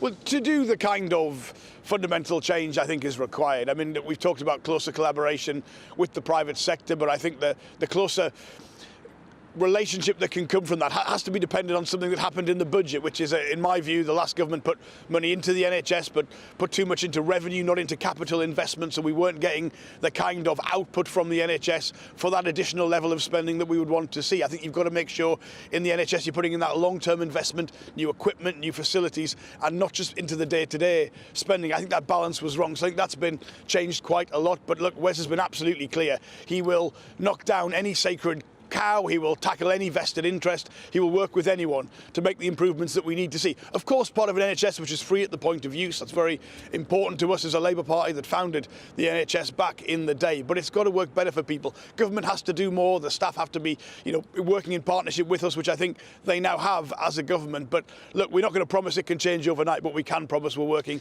night and day to make these changes. No, but to be fair, what is laudable is the fact that there does seem to be a longer-term strategy here, which is what has been lacking for a long time, because it's the only way you get any proper reform in this.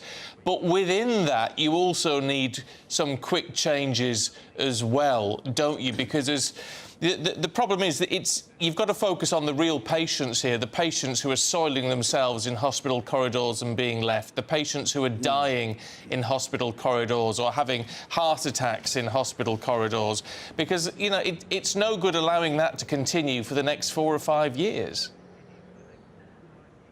No, I think that's right. I mean, I've seen some of the lines that you've mentioned in that report, unconscionable examples of treatment that's come from staff giving those testimonies as to what has happened. So look, the scale of the challenge is evident. I think the focus, the priority of the government on the NHS is a key part of that. You know, I think back to the budget and some of the criticisms the Chancellor got. Well, everyone wants to see the kind of investment that she put into the NHS. Don't always want to have the support for the decisions necessary in order to do that. But I also think, you know, for my brief, improving the NHS, it's essential as a public service for my constituents.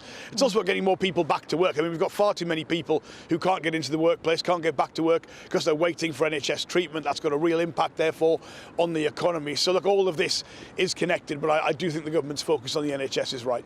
Look, away from the long term and looking at the here and now, last week more than 20 NHS trusts declared critical incidents. High levels of flu and bad weather combined put huge pressure on hospitals. Has the government done enough to prepare for the winter pressures that we're seeing now? Oh, look, winter pressures on the NHS are always a big deal and always require a lot of focus from the government, a lot of preparation. Resources is the key element of that. So I agree with your point. You've got to look at the here and now. You've got to also have that long-term plan for the future. But I'd also say we should never lose confidence in the NHS model. I mean, the model of the NHS in relatively recent times has functioned far better than it is functioning right now. I mean, just, you know, go back 15 years, there was record public satisfaction with the NHS. So we can get this right. We shouldn't lose confidence in that fundamental British model the NHS represents. But yes, on the here and now and on the long term, things have got to improve. Minister, what's going on with the rape gangs issue? I mean, there's a poll for GB News which shows 73% of people support a national inquiry. That includes 75% of BAME voters and 73% of people who voted Labour at the last election. You've got to listen to the people of this country, haven't you? Yes, but I think certainly people in my area, they want action. I mean, when I talk to a lot of people who might vote in a poll like that, and you say to them, well, don't you want to see the last national inquiry that took 7 years implemented?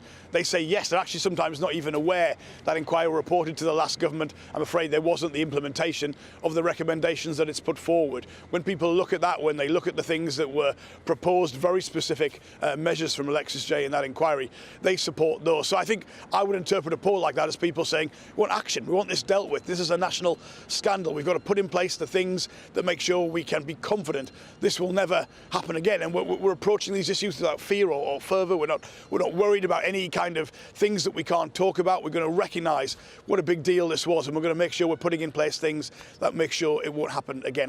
That's the sense I get out. I'd support any kind of measure, by the way, that I thought was going to make a difference, but I do want action on this, not just this pushed into the long grass. There's nothing to say, though, that you can't take action, implement all 20 of those recommendations in Alexis Jay's report, and also have a new national inquiry that actually looks at every town and city where these grooming gangs, these rape gangs were operating. Do you not want to expose this? Because 3/4 of the population do want it exposed. I do. I want action on this, and I think that's exactly what implementing the former inquiry would represent. If there's any more things, if people can give me a case for that. Well, I think, frankly, sometimes when you ask people what is it you think hasn't been dealt with by the last inquiry, because I think that was a very important and thorough piece of work, they're not actually sure. I think sometimes they're unaware of the incredible length and depth and thoroughness of that inquiry. So if there's more to do, I'll listen to that case, but I do want action. I think that's what the country needs. OK, Minister, really good to talk to you this morning, as always. Thank you very much indeed. Well, let us know what you think about that. Wide-ranging interview there, lots of things to talk about. Let us know what you think. gbnews.com/yoursay. Let's have a look at the weather now with Alex Burkhill.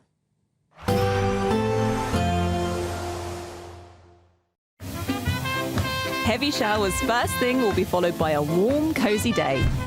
Boxed Boilers, sponsors of weather on GB News. Morning. Here's your GB News weather update from the Met Office. There is quite a bit of fog around for some of us this morning, and it's locally quite thick as well and will be slow to clear in some places. But it is generally going to be a dry day for most. Any initial rain across the far northwest clearing away for a time. Quite a bit of cloud across parts of Scotland and Northern Ireland. Some brighter breaks here.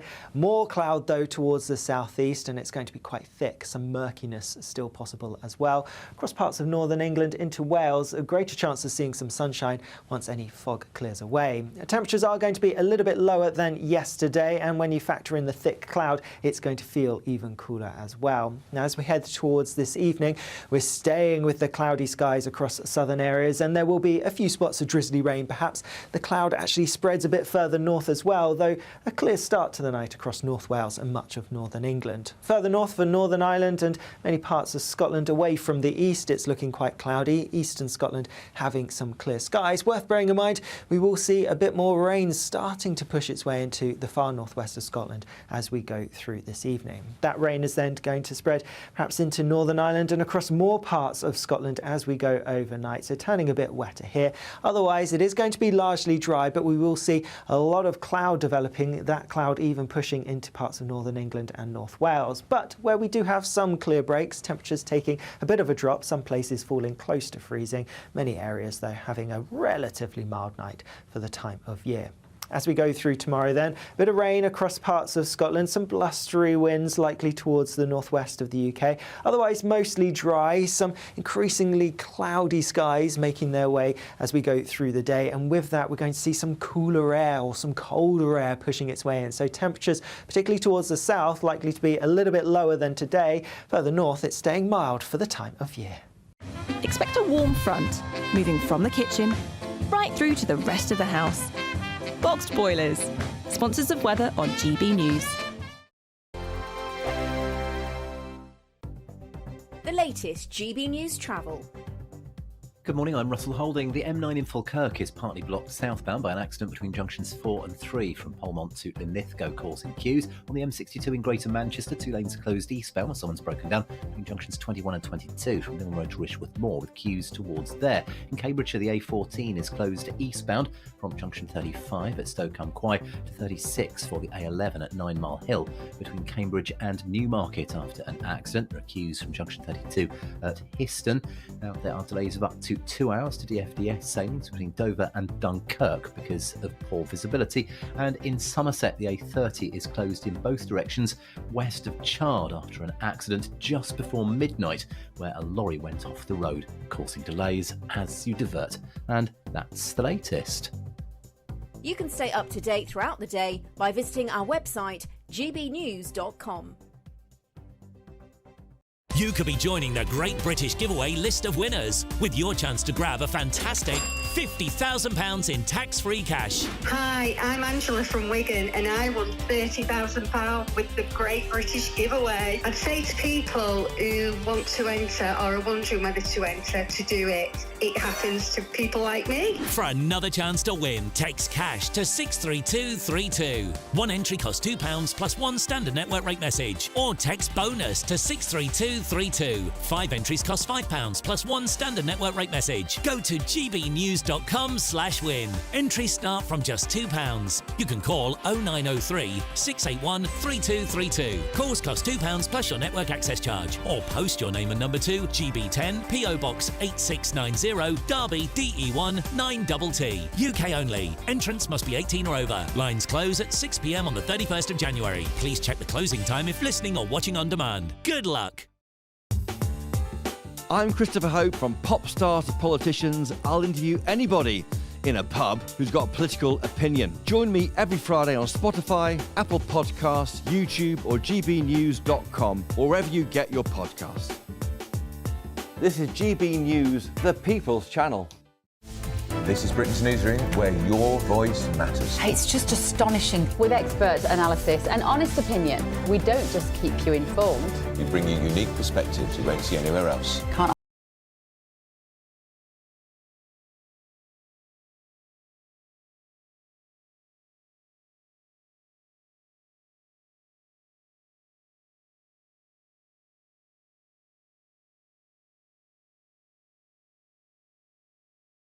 Israel and Hamas, but will this bring peace to the Middle East? Exclusive polling shows that nearly 3/4 of adults support a national inquiry into grooming gangs, with almost half of people saying the scandal was a cover-up. And 2/3 of Brits say those who covered up or neglected to investigate the scandal should be investigated. The Prime Minister is making his first official visit to Ukraine, set to sign a 100-year deal, including defence and scientific collaboration. Conservative commitment backtrack. Kemi Badenoch will today say the Tory party made 2050 net zero targets without a plan. And 4 days out from Donald Trump's inauguration, President Biden gives his farewell address, but with an ominous warning. Today, an oligarchy is taking shape in America of extreme wealth, power, and influence that literally threatens our entire democracy.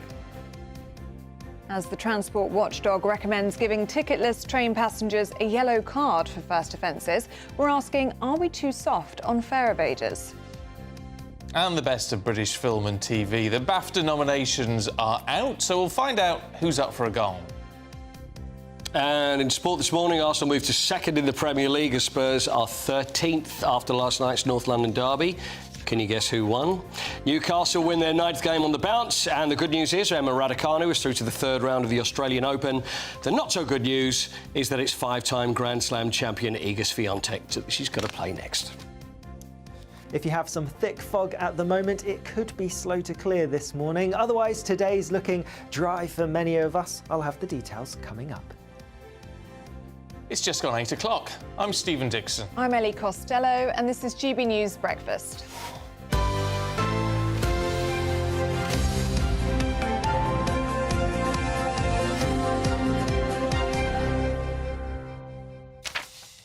This NHS story is getting a lot of you to get in touch this morning. Stephen says, my aunt had terminal cancer after a bad fall, spent 50 hours in the corridor at Blackpool Vic.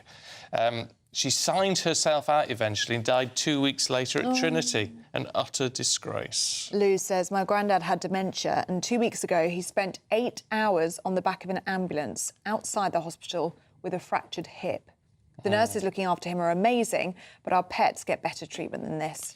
Change is needed, and fast. You do notice that if you're a pet owner. What do you reckon, Paul?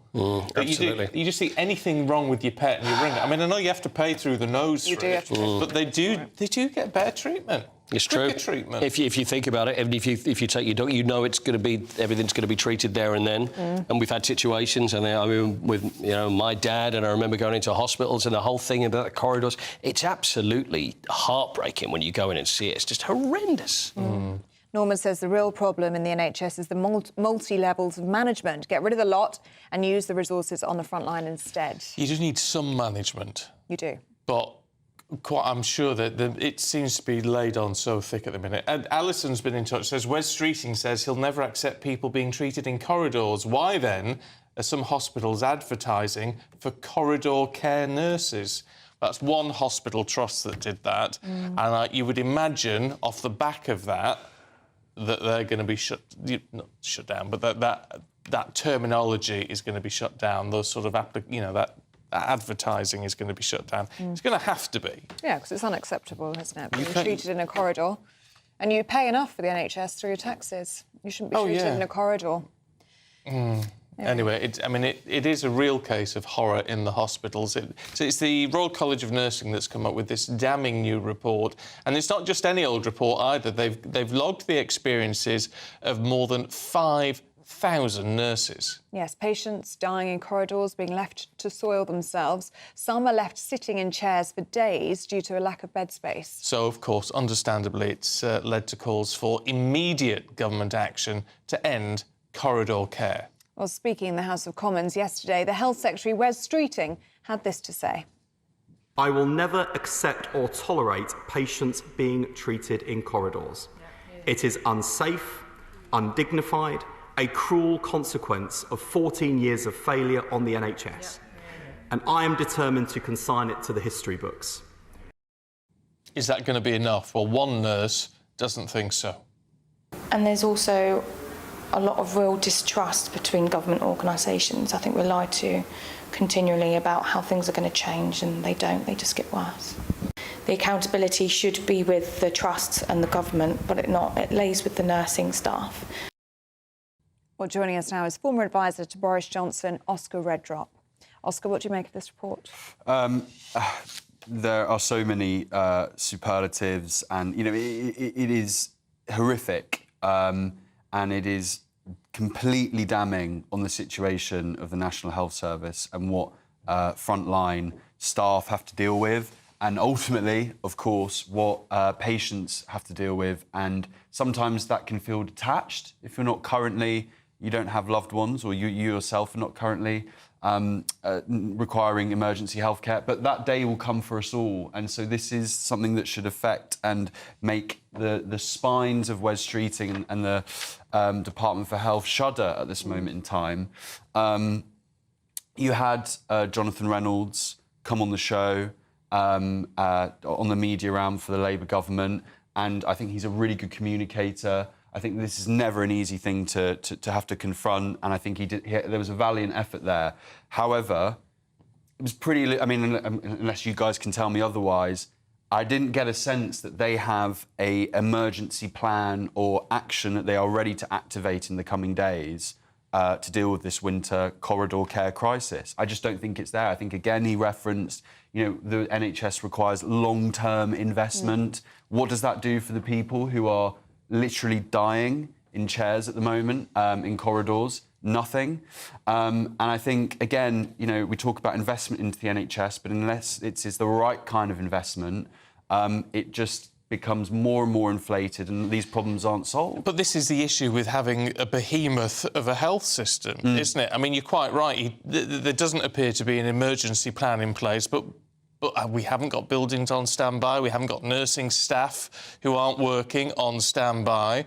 You look at it as an issue and think, what on earth can you do to tackle this? Yeah, it feels almost impossible, and this is not being party political. That is, governments of all colours, I think, have let the public down on this. And the other thing, and this is really, really, I mean, the elephant in the room in some ways, is that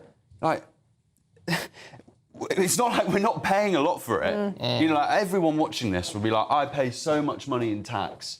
And all I want, I'm not expecting some perfect NHS system by any means, but I don't want to be treated in a corridor. And until the political parties sort that out, the public in this country will be rightly fuming.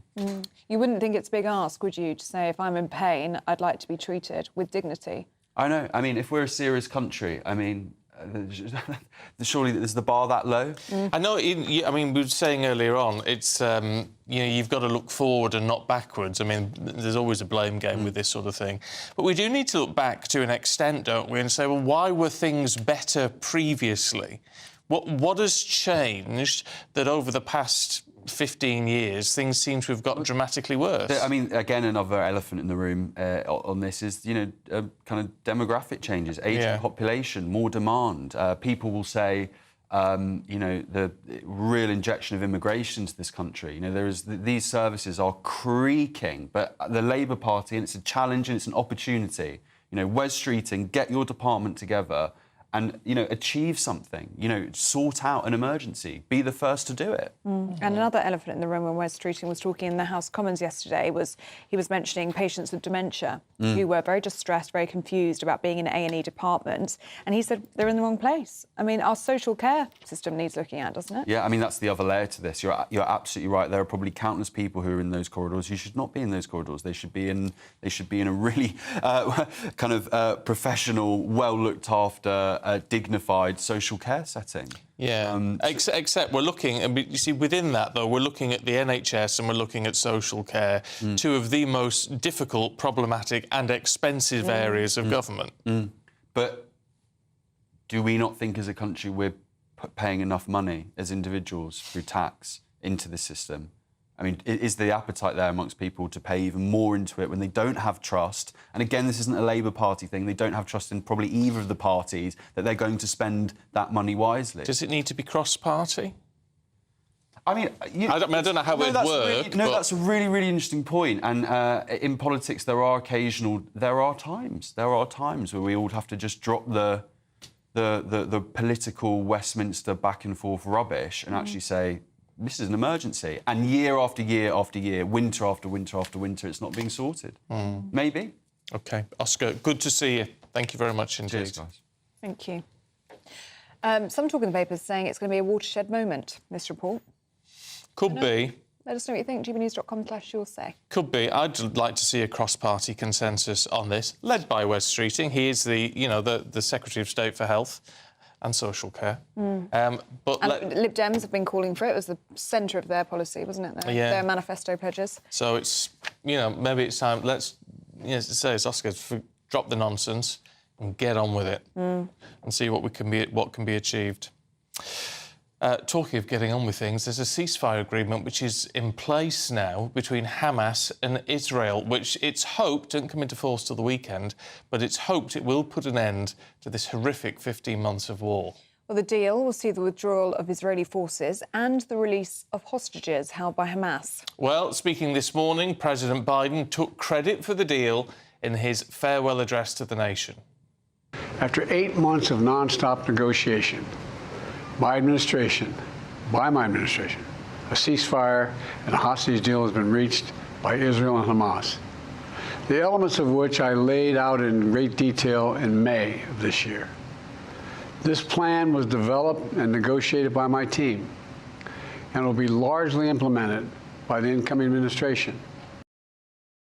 However, President-elect Donald Trump, who comes into office on Monday, was quick to claim credit with this statement on Truth Social, saying this epic ceasefire agreement could have only happened as a result of our historic victory in November, as it signalled to the entire world that my administration would seek peace and negotiate deals to ensure the safety of all Americans and our allies. Well, posting on X, the Israeli Prime Minister thanked President-elect Trump for assisting in the ceasefire deal.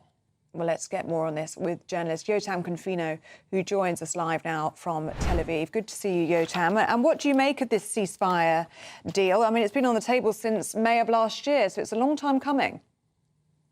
It's definitely a long time coming, and it's actually not fully finalized yet. We heard Prime Minister Netanyahu issue a statement very late overnight saying that Hamas apparently had reneged on some of the already agreed upon details in the ceasefire, such as Israel's right to veto members of Hamas that are said to be released from Israeli jails.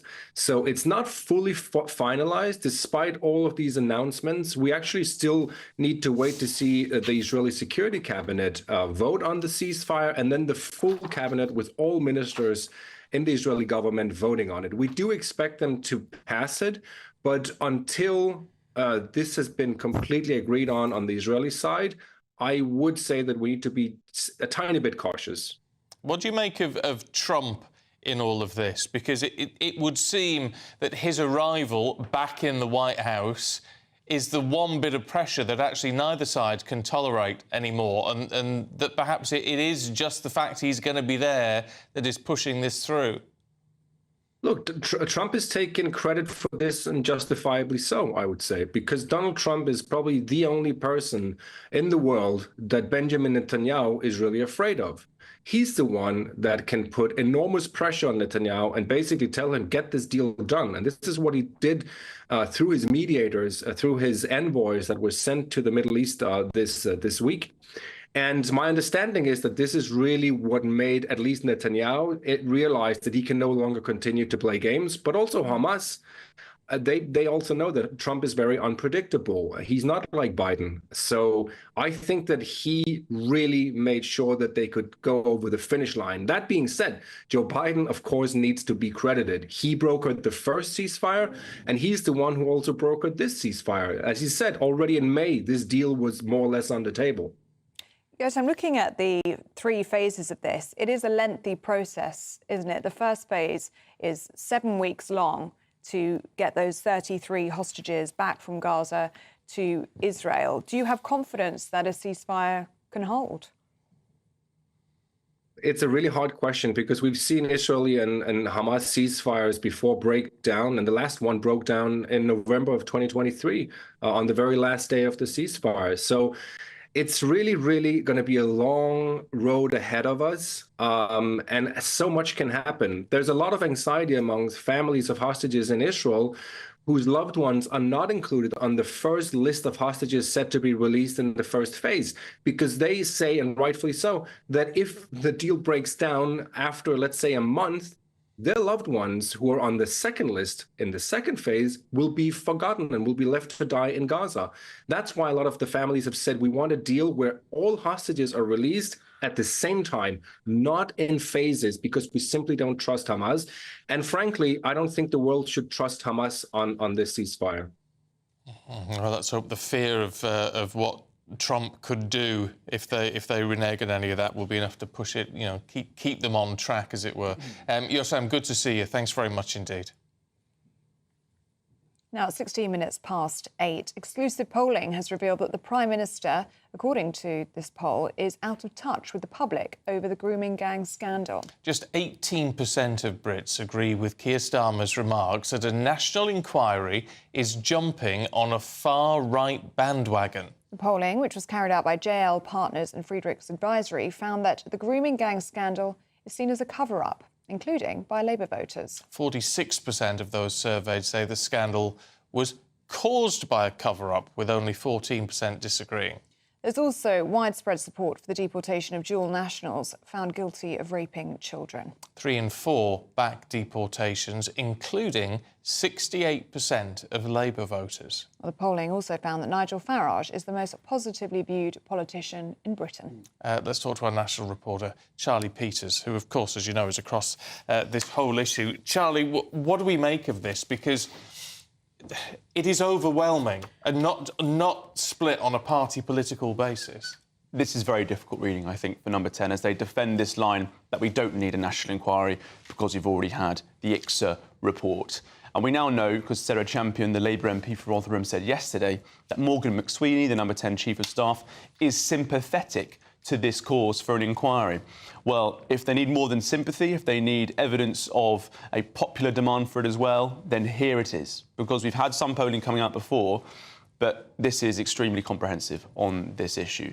And it's not just about that inquiry, it's also about appropriating blame for what's gone on so far and the sense of anger that the country has about this issue. Because when they talk about this issue as a cover-up, as most people see it being, we even see corruption being blamed for that cover-up, and then political correctness being the second most popular reason for people thinking it was a cover-up.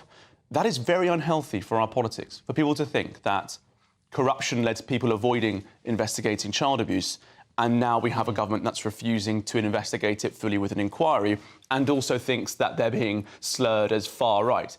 This is a very difficult place for them to be in. Obviously, now, after 2 weeks of national conversation about this, how Number 10 definitely navigates its way around the problem is for them to decide and for them to work out. But it won't be easy, especially with these numbers. And it's quite clear, I think, having spoken to the Leader of Opposition on Monday, Kemi Badenoch said, and her team said, we're not going to leave this one alone. And frankly, when you look at those numbers, you can see why. We were speaking to Jonathan Reynolds of the Labour Party in the last hour. We put this to him, the grooming gang scandal. He was pointing to action, which is what we keep hearing from the front bench of the Labour Party, action, implementing those recommendations from the Alexis J report. But there's nothing to stop them implementing those actions and having that wide-reaching national inquiry, is there? Precisely, and that's what Sarah Champion, the Labour MP for Rotherham, said yesterday. We can do both. We can implement all of those 20 recommendations, but also that inquiry didn't look properly into the grooming gang scandal. And so none of those 20 recommendations would satisfy the quite significant concerns that people have in this polling. None of those recommendations say anything about deporting foreign national offenders. None of them say anything about investigating public sector workers who covered up or failed to investigate the abuse. People do feel as though there has been a cover-up. There undoubtedly has been in many of these towns and cities. And so, if they are going to get around this problem and quell that public anger, some degree of action should be taken. That's what the public mood is. Whether or not it will be is to be seen. OK. Charlie, thank you. Well, the Home Office issued this statement. It's quite some time ago now, but anyway, it's still relevant. It says no child should ever suffer sexual abuse or exploitation. It's paramount we do more to protect vulnerable children, which is why we are working at pace across government to drive forward real action. Now at 20 minutes past 8, let's take a look at some other stories coming into the newsroom this morning. Well, breaking news in the last hour, and the economy has grown. Not by much, though, 0.1% in November. That's according to the latest GDP figures out this morning. It is a return to growth. Most economists are expecting it to rebound by 0.2% in November. The Chancellor has said she will fight every day to deliver economic growth. The economy has barely grown for the last 14 years, and that's why we had a cost of living crisis and why British people are worse off. This new government has come in with a determination, a number one mission to grow the economy. That takes time, but it's why this week the Prime Minister announced the AI Action Plan to take advantage of the huge opportunities of new technology. It's why yesterday we announced investment in housing and infrastructure, foreign direct investment in Bristol. It's why today the Business Secretary is announcing inward investment in the car manufacturing sector in Sunderland. And it's why I announced a deal this week to help British business export more to China, the second biggest economy in the world. But we need to do more to grow our economy to make British people better off. Sir Keir Starmer is in Ukraine today to meet President Zelensky for the first time since he entered Downing Street. The Prime Minister has hailed a closer-than-ever partnership with the country, signing a partnership deal to deepen the existing defence relationships and further military assistance. It comes amid concerns that the US could start to wind down its support as Donald Trump returns to the White House. Downing Street says the UK's handover of the Chagos Islands to Mauritius should be reviewed by Donald Trump before moving forward. The agreement includes a 99-year lease for the joint UK-US airbase on Diego Garcia, but sparked concerns over security ties with China. Kemi Badenoch branding the negotiations a surrender of British territory. The Prime Minister defended the plan, insisting it ensures the military base's future and addresses the wrongs of the past.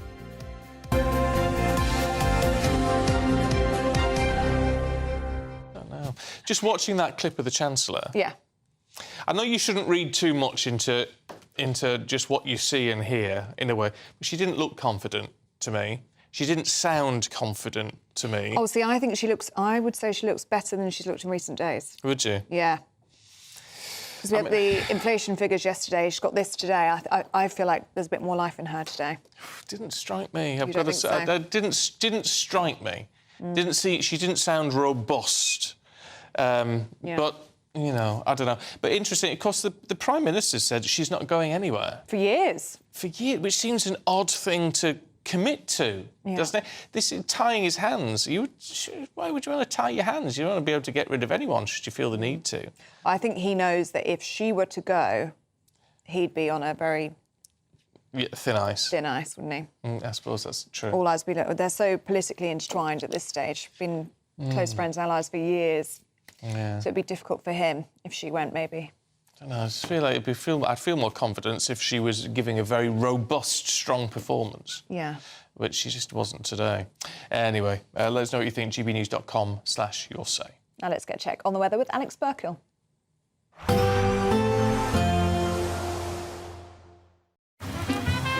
Despite the morning rain, it'll be a nice, warm, cosy day ahead. Boxed heat pumps, sponsors of weather on GB News. Morning. Here's your GB News weather update from the Met Office. There is quite a bit of fog around for some of us this morning, and it's locally quite thick as well and will be slow to clear in some places. But it is generally going to be a dry day for most. Any initial rain across the far northwest clearing away for a time. Quite a bit of cloud across parts of Scotland and Northern Ireland. Some brighter breaks here. More cloud, though, towards the southeast, and it's going to be quite thick. Some murkiness still possible as well. Across parts of northern England into into Wales, a greater chance of seeing some sunshine once any fog clears away. Temperatures are going to be a little bit lower than yesterday, and when you factor in the thick cloud, it's going to feel even cooler as well. Now, as we head towards this evening, we're staying with the cloudy skies across southern areas, and there will be a few spots of drizzly rain. Perhaps the cloud actually spreads a bit further north as well, though a clear start to the night across North Wales and much of northern England. Further north for Northern Ireland and many parts of Scotland away from the east, it's looking quite cloudy. Eastern Scotland having some clear skies. Worth bearing in mind, we will see a bit more rain starting to push its way into the far northwest of Scotland as we go through this evening. That rain is then going to spread perhaps into Northern Ireland and across more parts of Scotland as we go overnight, so turning a bit wetter here. Otherwise, it is going to be largely dry, but we will see a lot of cloud developing, that cloud even pushing into parts of northern England and North Wales. But where we do have some clear breaks, temperatures taking a bit of a drop, some places falling close to freezing, many areas though having a relatively mild night for the time of year. As we go through tomorrow then, a bit of rain across parts of Scotland, some blustery winds likely towards the northwest of the UK. Otherwise mostly dry, some increasingly cloudy skies making their way as we go through the day. And with that, we're going to see some cooler air or some colder air pushing its way in. So temperatures, particularly towards the south, likely to be a little bit lower than today. Further north, it's staying mild for the time of year. There will be a light breeze in the morning, leading to a warm front.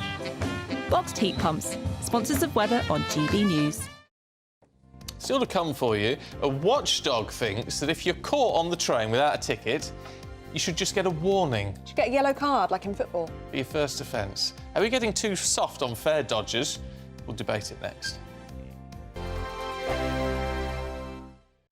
This is GB News, Britain's news channel. And then fashionistas are keen to see which new trends are set to hit the catwalk. Well, our next guest is very well placed to share her predictions with us after being a contestant on hit ITV series Dress the Nation, as well as being an upcycling and sewing consultant. Wow. Joining us now is Tendai Murewe. I want to go back to you appearing on the ITV Dress the Nation. Right. Tell us about that experience. What was that like? Oh, that was one of my highlights as an upcycling consultant. I learned to sew in my kitchen 5 years ago. And then, during COVID, just making masks. Then the next thing I was on a Dress the Nation, making dresses in front of TV. Yeah, it was just incredible. I think we all had all these clothes that we have, but we don't know what to do with them. So mainly I started with men's jackets, taking off the sleeves and putting it like a print on. I've tried this. I've tried taking off my sleeves before. I now have about 3 jackets with no sleeves. I never managed to put them back on. You need to come to a workshop. You need to come to a workshop. I need an upcycling consultant. 2025, what can we expect fashion-wise? I think bold prints are back. People are loving. I think you walk on the streets in frollos and oversized men's jackets. So the exact opposite. We have drastically underperformed this morning. You're just saying not like us. We just woke up this morning and thought it's winter, it's cold, it's grey. Grey, miserable. Is that not the way to go? No, it is. I think because fashion is expressive. It's whatever you want to express yourself. GB News, the People's Channel. Hi, I'm Michelle Dewberry, and my show is your opportunity to cut through all the noise and dive in headfirst to some robust debates. Ideas clash. Situation, isn't it? No, because the failure is you're deliberately avoiding my point. Nothing's held back. And if you think this is the end of it, wait for more. And we do not shy away from the difficult stuff. Sometimes I want to shake people and say, if only you understood. So join me on Jubes & Co. weeknights at 6 p.m, only on GB News, Britain's news channel. It's Patrick Christie's Tonight, and here we do things differently. It's explaining the absolute madness of this, doesn't it? It's explosive. I mean, this is very good. It's lively. 850. Your government sat there, Sean, and it did nothing. It's controversial. And the Middle East has been in turmoil since before I was born. It's everything you need to kickstart your evening. Everyone's had their Weetabix tonight. I love to see it. That's Patrick Christie's Tonight, weeknights from 9 p.m. Only on GB News, the People's Channel, Britain's news channel.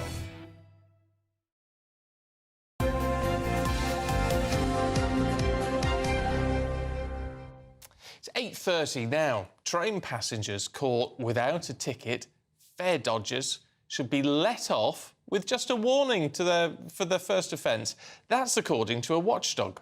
Transport Focus has urged all operators in Britain to introduce a yellow card system, like in the football, where a record is kept of the offenders to be checked on in the future. So we're asking, are we just too soft on fare dodgers? Well, we're joined now by travel correspondent at The Independent, Simon Calder, who believes that we are too soft, and political commentator Russell Quirk, who believes we are not too soft on fare evaders. Russell, I'm intrigued by this. How are we not too soft?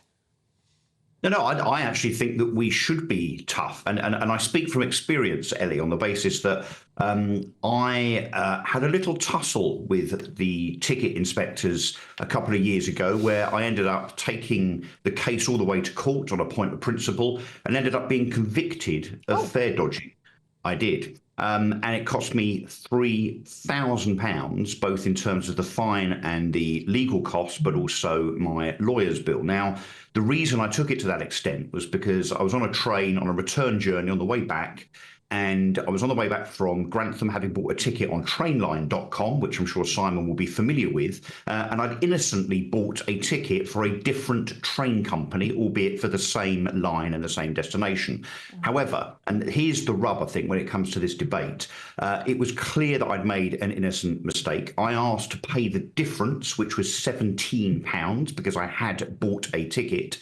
And the ticket inspector, and here's a slightly different angle, I think, was the rudest, most obnoxious individual imaginable. And he simply went for the penalty. So not the yellow card, but the red card, which, of course, I refused to pay on the basis that I'd made an innocent mistake. The difference was 17 quid. Just let me pay the 17 quid. So I think in this conversation about fare dodging, of course, there are lots and lots and lots of people that don't pay their fare. I get on the train every day into Liverpool Street. I see fare dodging on a weekly basis where people simply just don't buy a ticket. They should be clamped down on. However, ticket inspectors and train companies should start showing discretion when it comes to those like me that simply made an innocent mistake, fessed up and tried to pay the difference, but were prevented from doing so and therefore convicted. Simon, what do you make of it all? Right. Well, first of all, I'm sorry that Russell had that experience, but unfortunately, the rules are pretty clear. And I'm assuming that Russell was told, OK, sir, you haven't got a valid ticket. The correct fare from Grantham to London, I don't know, is probably something like 100 quid. So you're going to be paying that. 80, yeah, sure. So you were cheesed off with that. I assume this was something involving maybe Hull trains, tickets and LNER trains, whatever it was. Unfortunately, the train operators are going to say, look, you know what the rules are? It's absolutely clear.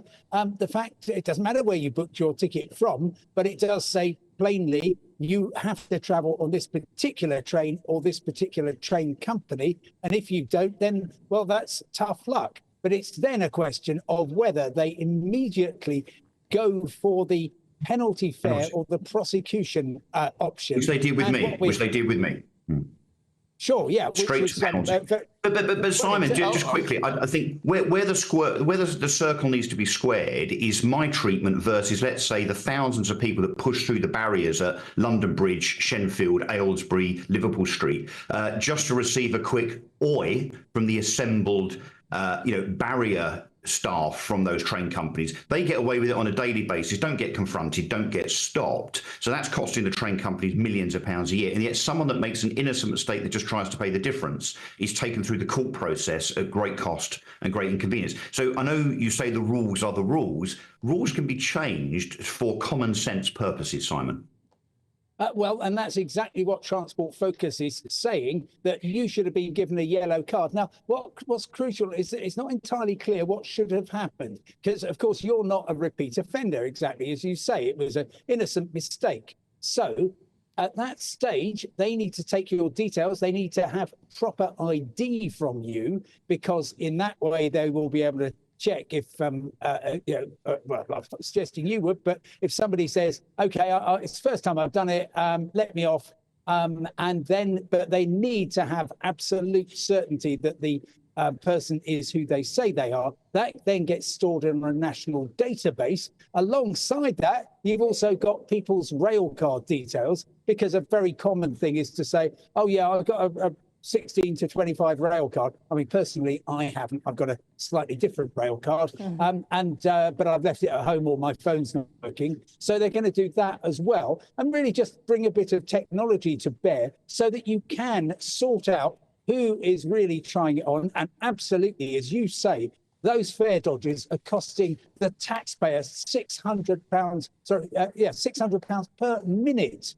In not paying the fares they should do, and who has just blundered. And there's loads of people who do just blunder. I see it all the time going to and from the airports, particularly with foreign visitors who absolutely don't understand our completely mad fares system. But Simon, sorry, isn't the yellow card system a problem, though? Yeah, Russell, sadly, we're out of time, you two. We could do this all day. But you could do.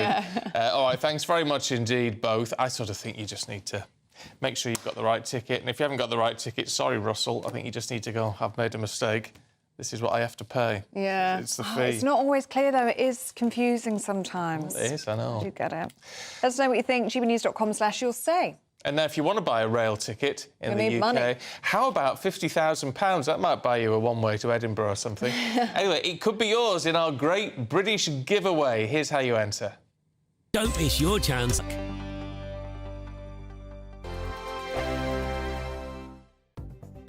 The latest GB News travel.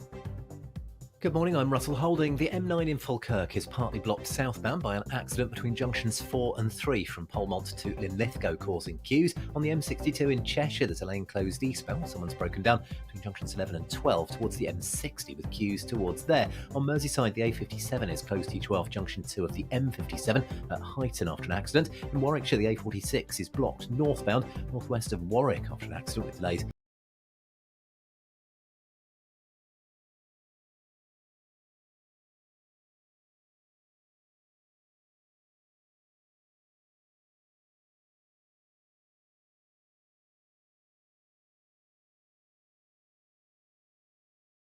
California, which is banter. So now the cynical version is he just realises we've got a new regime, it's the MAGA era, and I want to be mates with Trump, who said that I should that if I interfere with the 2024 election, he should spend the rest of his life in prison. So he did mention he might be a bit scared of that. He was involved in that in Facebook suppressing the Hunter Biden laptop scandal, and I feel that he didn't like being a part of all that from watching interviews. And also the suppression of arguments about gender.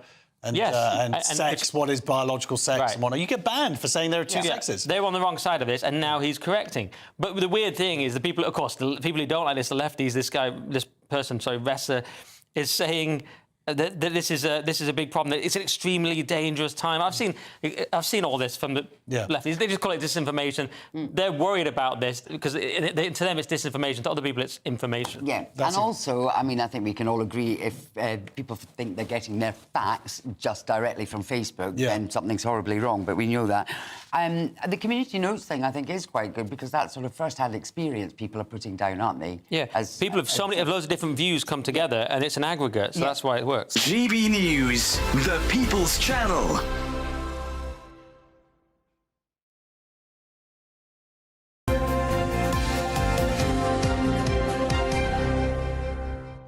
Paul's here at 8:40. Good morning. Good morning. Arsenal 2, Tottenham Hotspur 1. Got it out the way. That's it. We're done. We'll move on from there. Okay. Arsenal looking very good. They moved to second. Spurs are in 13, languishing in 13th. And should Manchester United beat Southampton tonight, which is probably expected, Spurs will languish even further in 14th. I want to talk about the tennis, though. Emma Raducanu won and is now through to the third round of the Australian Open. I told you she could do it. You did. Let's see her see her in action, shall we? This is from just a couple of hours ago. So she's through to the third round. She played Amanda Anisimova. She is a top player. I mean, she's been really consistent over the last quite a few years. So, I mean, it's going to be a match for me where I feel like I don't really have much expectation, like, externally. I think you always have the pressure that you put on yourself to perform to your best ability, which is, it's not really going to change, but that's every match. But I think I'm going to enjoy playing in a great atmosphere. I think the last two matches I've had, the crowd's been amazing, the support here. You don't reckon that water bottle was sponsored by any chance, did I think she had the size of a water cooler. Did you see that? It was like this kind of thing with all the writing down the side. But anyway, so the good news, Ellie, is that, well, you have more hope for her against Swiatek than maybe even Emma does. I've always had hope. We wish her well. Very quick word. Katie Balter is playing Veronika Kudermetova from Russia. She was 5-1 down in the first set. It's going on at the moment. She's got it back to 6-6. Gone to a tie break right now. So that's where we are at the moment. News, very good. Birthdays? Come on, then, let's do the thing you want to do. Birthdays. Who are they? Sporting birthdays. Probably got a couple of showbiz birthdays as well. First one, please. It's Martin Jol. Martin Jol, former Spurs manager. That's right. You remember Martin? Yes, indeed. Those happy days, Martin Jol. He's 62. 62 for Martin Jol. 69 is the answer. Martin Jol. Right, next one. Let's go with another one. This is our quick birthday round, another spot. Do you remember him? He plays snooker. Yes. He's either that or he's a waiter. We're not sure which one it is. Or a singer. Yes, it's Cliff Thorburn. Cliff Wow, Thorburn. he's looking good. Looking good. Former world champion. Cliff is 70. 70 for Cliff Thorburn. It was 1980 he won the world championship. 73, 77. 77. You want to go for a bit of showbiz birthday? Yeah, one quick one. One quick showbiz birthday. Oh. Who's that? Kate Moss. Yes, Kate Moss. Kate Moss. She's 53. 53 for Kate Moss. 49. She's 51, right in the middle there. So happy birthday, Kate. Rubbish. She wouldn't forgive me if I didn't say happy birthday, Kate. Happy birthday, Kate. Right, Paul, thank you. See you tomorrow. Right, if you want a bit of winter sun, here's the forecast for the top European holiday destinations. I hope it doesn't rain. Don't worry about it. It'll spoil our holiday. Relax, we're totally covered. All Clear Travel Insurance sponsors GB News Travel Destinations Forecast. It's been an unsettled week across parts of the Mediterranean, and there's some further very wet and windy weather to come for some places, especially around Sardinia, towards Italy and Greece. Also Algeria and Tunisia having some very heavy thunderstorms. Some places could see rainfall totals building up in excess of 300 millimetres with strong winds and even some hill snow to go with it. Away from this though, a lot of relatively fine, often sunny and quite warm weather too. Bye-bye. All Clear Travel Insurance sponsors GB News Travel Destinations Forecast. Good Afternoon Britain isn't just about us. The wonderful thing about this programme is it's about everyone watching. It's an interactive programme. Well, there absolutely is something to see here, and we're going to be talking about it more. Whether it's breaking royal news, Will, please bring us up to date, or indeed a particularly punchy speech in the House of Commons. Very, very curious. We bring it to you live, and then we bring you live reaction as well. That's Good Afternoon Britain, weekdays from midday. Only on GB News, the People's Channel, Britain's news channel. Good Afternoon Britain, weekdays from midday. Lisa, you got in touch with me and you flagged this survey because you were concerned as a parent that your child had been given this to fill out. Yeah, I mean, my daughter came home from school. She was very confused. She was asking why somebody would want to hurt themselves if they were feeling sad or worried about something. So that led to a conversation that we had, and I actually phoned the school and asked them to send me the survey, which with a lot of pushing, they eventually did send me the survey. And when I read through it, I was just completely shocked at the content. The survey says when I'm feeling worried that maybe I should try cutting or harming myself, because it's in the survey, so that must be an option. I've tried everything else, so why not try this? It is astonishing that some of these are young children who are perhaps being introduced to these, these abuses for the first time. Yeah, I mean, there's a list of 17 different types of drugs, some of which I've actually never heard of myself. I mean, the wording on here is, have you ever got high from taking drugs? I mean... And we know that some of these behaviours, self-harm, gender dysphoria, taking drugs, are psychologically contagious. Children do them because they see other children do them, or they find out about them from the internet or from surveys like this. So the idea that this is just information gathering and won't go any further than that is ridiculous. There was a similar survey in Scotland, I think, about 3 years ago, where children the same age, 11, 12, 13, were asked about their sex lives. How many times have you had sex in the last year? How did you have sex? Did you use contraception? Totally normalising underage sex. So the idea that children are just mini adults and we can confront them with all the same kind of ideas and dilemmas that adults have to face is just ridiculous. GB News, the People's Channel. Join me, Camilla Tominey, for a frank and honest discussion with those in power that cuts through the spin and gets to the heart of the issues shaping our nation. You haven't confirmed that you want to stand as leader, but you haven't ruled it out either. This report basically says that he's not fit to stand trial. Is he indecisive? Incompetent? I deliver the dose of reality Westminster needs. That's the Camilla Tominey Show at 9:30 every Sunday on GB News, the People's Channel, Britain's news channel.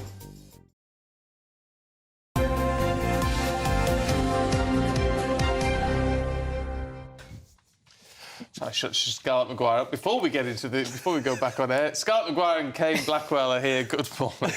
Going through the papers. Can we have a look? Kane, this is on the front of the Sun this morning. Jimmy Mizzen, who was murdered 2008 or something. It's a long time ago now. Yeah. I've interviewed his mother several times. It's a horrific, horrific case. His killer appears now to have been on the BBC as a rapper. Yeah. Now that he's out of prison. I mean, it's a terrible case, and, you know, we keep seeing this in London and all over the country, actually, particularly in cities. You know, the killing of young boys, usually by young boys. Yeah. And it's a real shame. But, I mean, I think what we actually have to talk about here is drill as a genre of music does particularly have a glorification of crime, particularly of murder. You know, and I think disproportionately as well, you know, drill artists are, you know, actually involved in crime. Well, and I think that there is a link there, and we have to be honest about this. You'd need evidence to back that up on specific, because a lot of people who were drill artists would say, no, we have no link to it, and you know, you're slandering me by that. But on this particular case, if this is, and the Sun believes it is the man who killed Jimmy Mizzen, has released records glorifying and talking about the life draining from someone's eyes. Well, and all, I mean, it's awful. That's what's so awful about it is you know, if he'd come out of prison and realised that he had done a terrible thing and actually wanted to make up for it, that's one thing. But actually, you look at the words of his songs, horrific, and they are horrific. And so in this particular case, you just think, and the Ministry of Justice is looking after it, because actually he's not even properly out of prison. He's not even sort of properly on probation. I mean, he's got a tag. He's only allowed out during the day. So they are looking at what he's doing and the glorification. And the problem with drill music, and we've been discussing it, actually is what do you do with it? It does glorify violence, but if you banned it, would it just suppress that? And does it actually just let it out? I mean, there is no question that there is a real problem with drill music. Yeah. Well, I mean, I honestly don't know how the Mizzens are dealing with this. No. If someone is glorifying killing their son. He's not allowed into Lewisham at all, right? Because I mean, that's part of that. Presumably, he must have. Did he get a life sentence? I can't see it in the article, but he should be on a life licence. So the BBC should be doing more due diligence on this. You know, this is a failure of the BBC to actually not look at this properly. Hold on. To be fair on the BBC, they didn't know who it was. He calls himself 10. The Sun found out who he was, and I'm sure that he will not be played again, right? I think that'll be very easy. I mean, either the BBC stops using drill music, or it uses drill music and you make mistakes like this. And it was clearly a mistake. And it took the Sun investigation to find out who, because he's called 10. That's his stage name. Scarlett, should we look at something totally different? Oh, yes, please. Cheer us up. Something a bit lighter, shall we? Should we head down the boozer? Oh, right. With the Prince of Wales. So this is the Prince of Wales. I mean, actually... Or the Prince of Ales. He's called the Prince of Ales. Oh, very good. In fact, so he was in a Wetherspoons pub. I love that. Which I know you're regular. I know so much about them that when somebody said, "Oh yeah, we're going to Spoons for lunch," I thought it was a restaurant. Oh, give over. Oh, come on. Are you a champagne socialist, Scarlett? I am not a champagne socialist. I just, you know, Wetherspoons isn't something I go... Anyway, he was in a Wetherspoons pub. She's a Bolly Bolshevik. But what... What is important is not... He was in the pub and he was drinking, but actually he'd asked to see Aston Villa fans because he is an Aston Villa fan. Nice. And they said they were really impressed with him and they didn't think he was just a fair weather person. No. He really knew about Aston Villa. And it's quite strange because, you know, if we talk about British class, that class tends to go for rugby rather than football. And so to have a proper football fan, a genuine football fan, is rather nice. It is, and I think it's fantastic. And, you know, his mother was called the People's Princess, and I think he's the People's Prince, quite honestly. Yeah. You know, Prince William is a shining example, and I'm really, really pleased about this. So it just puts him in a great light. Yeah, I think it's really good. And he bought the round. Bought the round. Which is nice. Very good. That's always important. Because, of course, he'll be so much poorer than everybody else. Talking of money, Kane, this in the Daily Star about some trickster who set up a fake toll bridge. Yes, this was in Russia, actually. And he's been sentenced to hard labour for this. So, he set up this toll bridge in Russia, and he's in this holiday destination. So all these people are coming in, and the local authorities there had no idea for years. Absolutely mad. Could you imagine if it was this country? God. We raked in 12 grand. Yeah, over tolls. 3 years before somebody realised that it was illegal. And he said, oh, no, it's not illegal because they're going across my land to get to this place. And he got the local authority to clean the beach and all of that. Yeah. Well, can't imagine that here. Nice work. Well, can't imagine anything at the minute. All right, Kane, Scarlett, it's been good to see you this morning. Thank you very much. Thank you. Thank you. Let's get a check on the weather now, shall we, with Alex Burkle.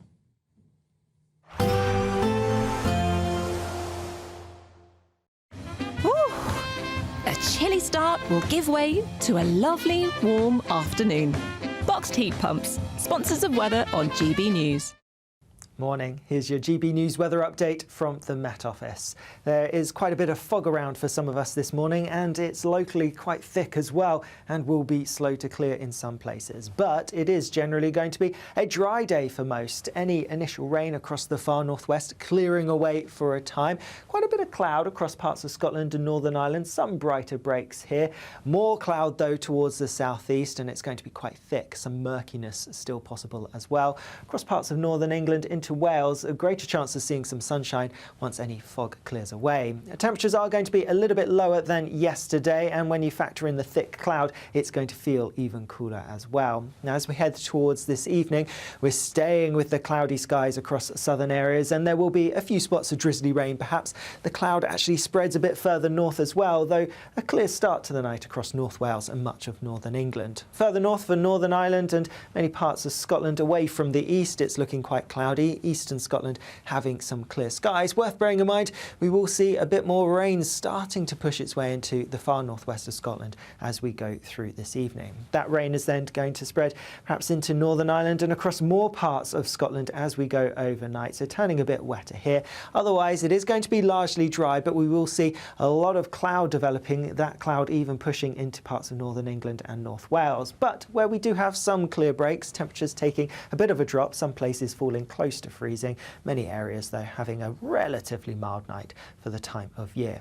As we go through tomorrow then, a bit of rain across parts of Scotland, some blustery winds likely towards the northwest of the UK. Otherwise, mostly dry, some increasingly cloudy skies making their way as we go through the day. And with that, we're going to see some cooler air or some colder air pushing its way in. So temperatures, particularly towards the south, likely to be a little bit lower than today. Further north, it's staying mild for the time of year. A nice bright morning will generate a lovely warm day, right through to the evening. Boxed Solar, sponsors of weather on GB News. The latest GB News travel. Good morning, I'm Russell Holding. The M9 in Falkirk is partly blocked southbound by an accident between junctions 4 and 3 from Polmonton and Lithgow, causing queues. On Merseyside, the A57 is closed in both directions off junction 2 of the M57 at Huyton after an accident. In Warwickshire, on the A46, is a lane closed northbound, northwest of Warwick after an accident, causing long delays. There are queues back onto the M40 from junction 15. In Norfolk, the A47 is blocked westbound by an accident between the A146 and A140 south of Norwich, with queues Quays towards there, and delays as you divert. In Cambridgeshire, the A14's closed eastbound between junctions 35 and 36 towards the A11 between Cambridge and Newmarket after an accident in the fog. There are queues from junction 33 for the A10, and in Somerset, the A30 is closed in both directions west of Chard after an accident just before midnight. And that's the latest. You can stay up to date throughout the day by visiting our website, gbnews.com.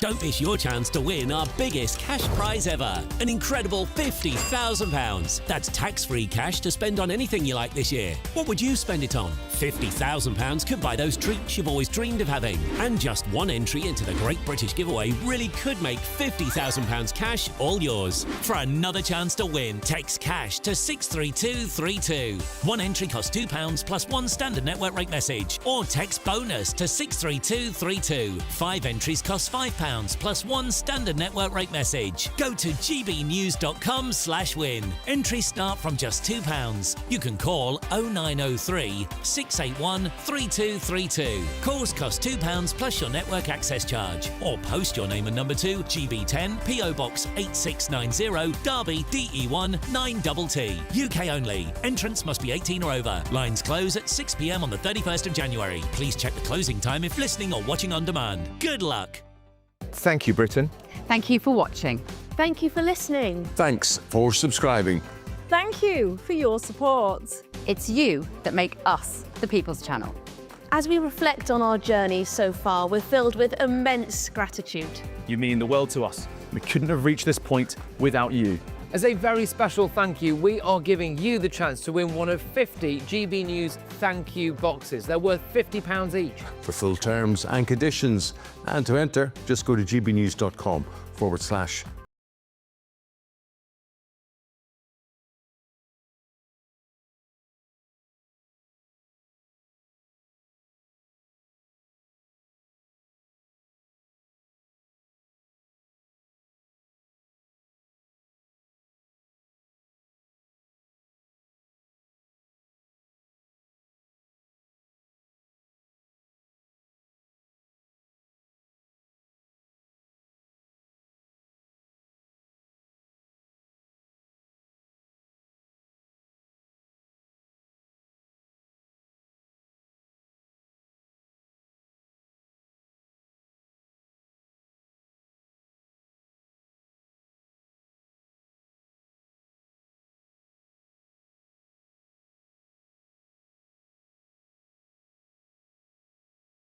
Up.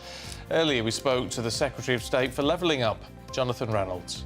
I would interpret a poll like that as people saying, we want action, we want this dealt with, this is a national scandal, we've got to put in place the things that make sure we can be confident this will never happen again. And we're approaching these issues without fear or fervour. We're not worried about any kind of things that we can't talk about. We're going to recognise what a big deal this was, and we're going to make sure we're putting in place things that make sure it won't happen again. The former Health Secretary Matt Hancock is set to sit before the COVID inquiry today, as it hears families have been failed by COVID jabs and objections to the jab were censored on social media. The Prime Minister is making his first official visit to Ukraine, set to sign a landmark 100-year partnership deal, including defence and scientific collaboration.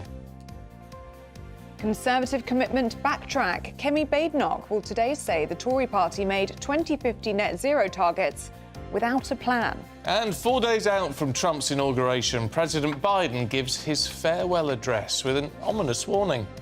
Today, an oligarchy is taking shape in America of extreme wealth, power, and influence that literally threatens our entire democracy. The best of British film and television. The BAFTA nominations are out. We'll be looking at who's up for a gong.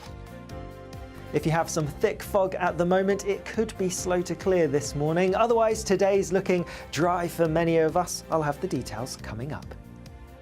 It's just gone 9 o'clock. I'm Stephen Dixon. I'm Ellie Costello, and this is GB News Breakfast.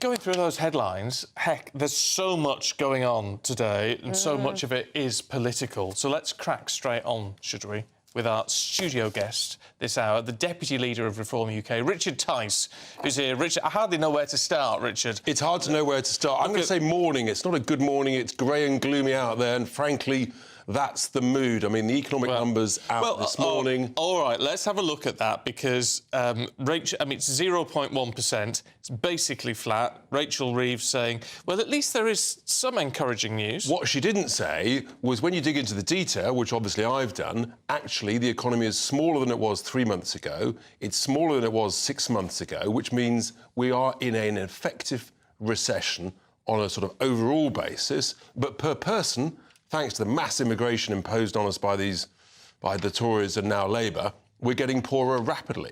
That's the real issue.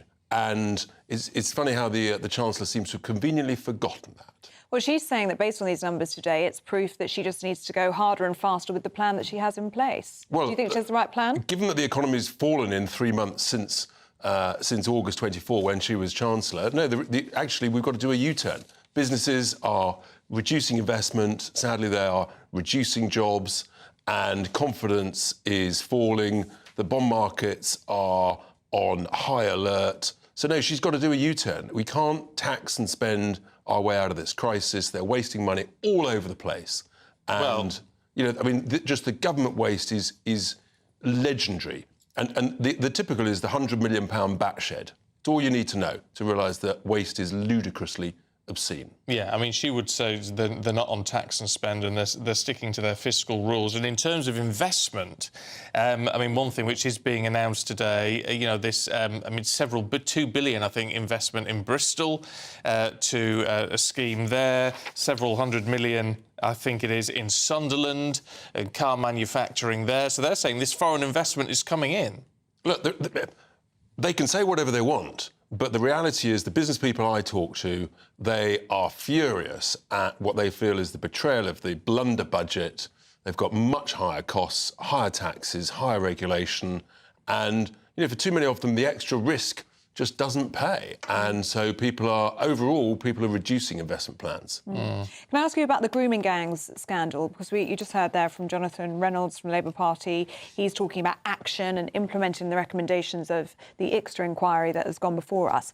The Reform had promised a private inquiry into grooming gangs if there isn't going to be a new national inquiry from the Labour Party. Do you stand by that promise? Absolutely, we do. I mean, we hope the government will do the right thing and admit they've got it wrong, misjudge the public mood. The public mood wants a significant, independent public inquiry into the child rape gangs, specifically. The ICSA report was a much bigger, broader report. So, yes, if the government... We've given them to the end of January. If they don't do a U-turn, I think they will. They might tweak the wording of it and call it something else. I think they're going to change course.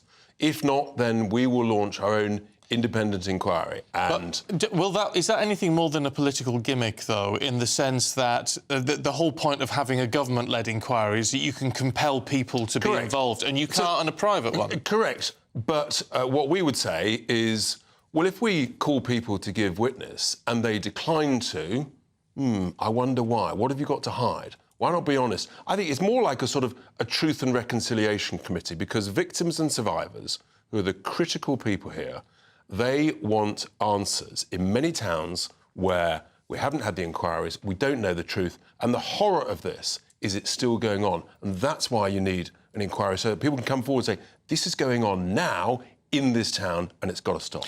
Talking of crimes, it's in The Sun this morning. I know you will have seen it. Jimmy Mizzen, and you remember the case from 2008, this schoolboy stabbed to death. It would appear to be sort of either mistaken identity or I don't know, but completely innocent boy stabbed to death. And his killer, who seems to be sort of out on licence or whatever at the moment, has not only released music that has appeared on the BBC, but it's music which is glorifying the stabbing of someone. It's beyond belief, actually, that this could ever happen. It is beyond belief. I mean, first of all, what's he doing out? I mean, you know, that's give or take 15 years ago. That's not enough. You know, if you murder anybody, I mean, let alone a child, 15 years is just not enough. And so that's appalling. And then what the BBC think they do, well, I mean, frankly, it's just, once again, they've got it wrong. It's awful at every single level you could possibly conceive.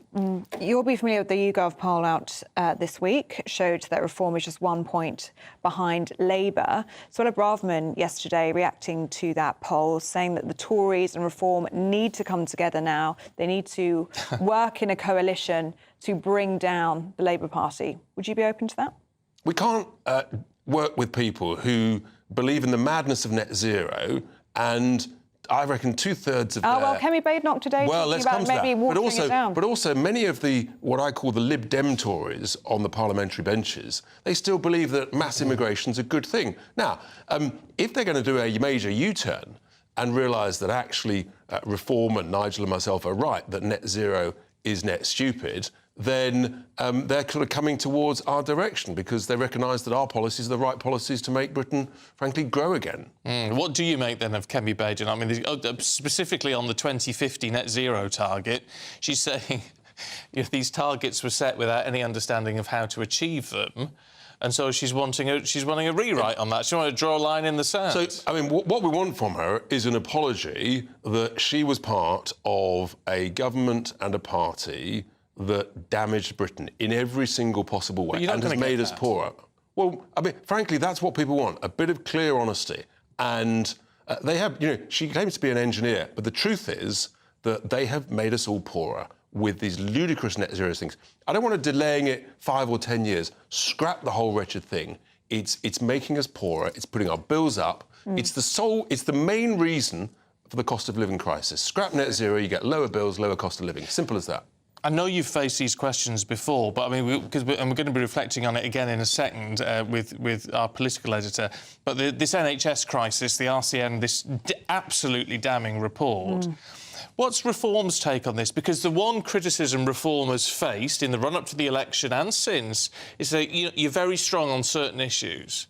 However, have you got properly formed out policies on what you would do with a behemoth the size of the NHS? Well, interestingly, at the beginning of the election campaign, Wes Streeting, the Health Secretary, basically copied some of our policies. We said healthcare needs fundamental reform in this country. We said you've got to use much more of the independent healthcare sector. We actually because of where we were going to save money, we could put more money into healthcare, but not into an unreformed NHS. And what the NHS should be doing is it should be essentially commissioning and buying lots of operations and appointments and consultants' appointments from the independent sector to get these waiting lists down. Wes Streeting, the Health Secretary, who's a good man, he's trying his best, but he's gone very quiet on his previous pledges. And I want him to do that, because that's the only way we're going to get these lists down. But that's a massive mix of short-term solution and long-term strategy. Yeah, it's not going to happen overnight, which, in fairness, he's not claiming it will. But if you're not brave enough to say the NHS needs fundamental reform, and we've got to use the independent healthcare sector and make that grow and incentivise people to go down the self-pay route with tax relief and things like that, which is what's in our contract, then we can make some progress and ease the pressure on the NHS for more emergency care. Otherwise, we're just going to see more of the same, however much money you throw into the black hole of the NHS. Let's stick with health, shall we? And Matt Hancock is going to be given evidence today in front of the COVID inquiry. The focus today is going to be on vaccines, the vaccine injured and those who died in the pandemic. What would you like to see happen in that instance to those who were injured and those who died? Well, we've got to have some changes to the vaccine compensation scheme. I'd like an apology, actually, from Mr Hancock. I mean, what he did during that was utterly just horrendous at every level. And I think we've got to have more honesty that, whilst the vaccine was safe, and if it was safe for many people, we have to be honest that for some people, and probably a larger number of people than many would like to admit, actually it has caused harm, and therefore you've got to look at the compensation scheme. And these are difficult issues for many people, including many professionals who at the time bought into the consensus establishment narrative. But that's the same with any medicine. Isn't it? And any vaccine and any medicine at all. But is the sense that not that something was necessarily done wrong in one sense, but the fact that it was so mandated? Is that part of the issue? Choices removed? If you'd been more honest with people, saying, look, this is an urgent vaccine And we think that it's appropriate for what was originally said, which was the elderly, I think above the sort of 65, 70s. But then the narrative changed, and all of a sudden they wanted everybody to be vaccinated, and we stood against that. We said we don't think that's appropriate, in particular all the way down to children. And I think some very bad stuff took place. So I just think we have to be honest about people. Say, look, it's urgent. This is an emergency vaccine. We think it's right, but equally, it's got to be a voluntary basis. OK. Richard, good to see you, as always. Thank you very much indeed. On that Jimmy Mizzen story and his killer supposedly releasing music and appearing on the BBC have said decisions on music are made case by case. We have strict editorial guidelines in place before any content is broadcast or posted. BBC One Extra, that's where this appeared, does not glamorise violence. As we're just hearing, public hearings for the fourth module of the COVID-19 inquiry are underway, and today the former Health Secretary Matt Hancock is going to appear. Yeah, those hearings looking at the development and rollout of vaccines across the UK after it was the first country in the world to deploy an approved COVID vaccine. Well, we're now joined by GB News political correspondent Catherine Forster. And Catherine, this is a significant day in the COVID inquiry. Yes, good morning both. The COVID inquiry started a year and a half ago. We're not even quite at the halfway point yet. Forecast to go on well into next year, but we're now at the stage of talking about the vaccines and, of course, for the many, many failures that we do know about, which have been widely reported on by the inquiry and more widely in the media. We do know that we led the world, didn't we, in getting that first COVID jab into people's arms. It was, if you like, as Boris Johnson hailed it at the time, a Brexit benefit in that we were able to move fast. So Matt Hancock, remember him, the health secretary at the time, he's come in for a huge amount of criticism, hasn't he, about the way the pandemic was handled by the government. But I do expect today that he will be wanting to trumpet that very successful vaccine rollout. Of course, as we now know, although the vaccine, as Richard Tice was saying just then, was safe for the vast, vast majority of people in a very small number of cases, it had very serious side effects. Those people, I've been at several of these COVID hearings, you always see people protesting, wanting compensation, wanting justice that they feel they haven't had. It'll be interesting to see whether Dame Heather Hallett, who's leading the inquiry, touches on those injured through the COVID vaccine today, or whether we hear more about the rollout and implementation. But I will bring you details throughout the day. Catherine, thanks very much indeed. Catch up with you a little bit later on. Now, how about starting your new year with an incredible £50,000 in cash from us? Well, it could all be yours in our biggest Great British giveaway so far. Here are all of the details that you need. Don't miss your chance.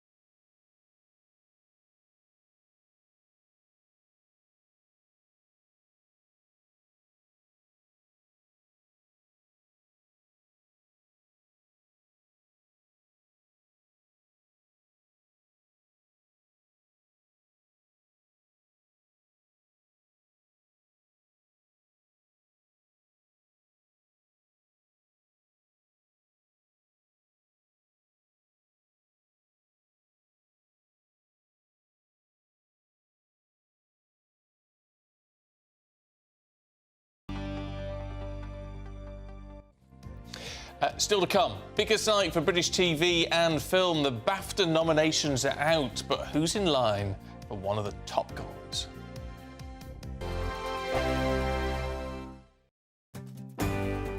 I'm Michael Portillo. This is GB News, the People's Channel, Britain's news channel. Join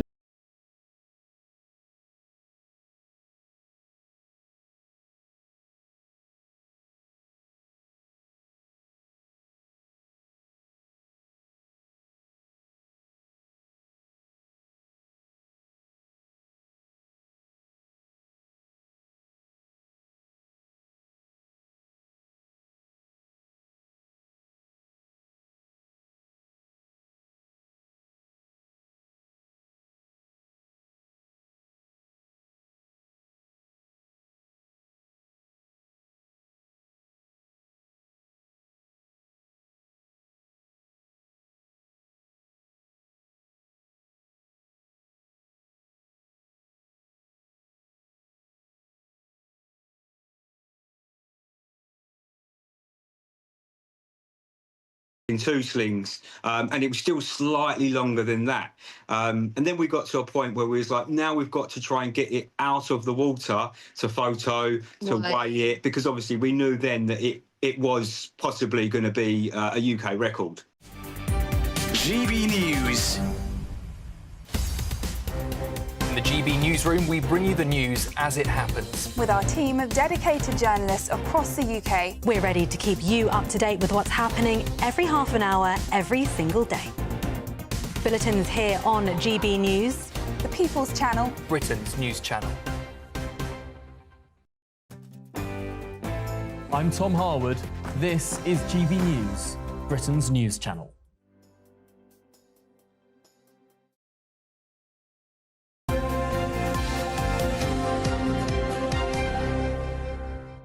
Now, the BAFTA nominations are out, the very best of British film and television, all ahead of the ceremony on the 16th of February. Let's talk to showbiz journalist Ellen Coughlin. Ellen, good morning. Nice to see you. So, who's on your list? Who do you think is worthy of a gong? Well, do you know, Conclave is leading the way with 12 nominations. So I do feel like they're going to walk away with something. It was an incredible movie. They're in for Best Film, Best Director, Best Actor for Ralph Fiennes, and Best Supporting Actress for Isabella Rossellini. Right after that, Emilia Perez, that is leading the way as well with 11 BAFTA nods in total. Selena Gomez is in the running for Supporting Actress there, and this will be her very first BAFTA nomination, which will be incredible to see if she gets that. Also, her co-star, Carla Sofia Gascon, she's made history as the first transgender actress to be nominated for leading actress. She became the first trans woman to win Best Actress Award in the 2024 Cannes Film Festival. So that will be a first for BAFTA as well, and I think it would be lovely to see.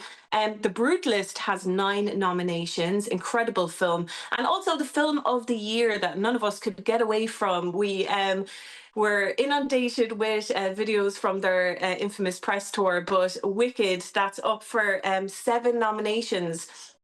And Ariana Grande is up for her very first BAFTA for that as well as her co-star, Cynthia Erivo. She's up for Best Actress, and she was actually a previous recipient of the Rising Star Award with BAFTA. So it will be really nice if she gets that. I feel like BAFTA have been keeping their eye on Cynthia for some time now, so I do feel like she probably will walk away with that.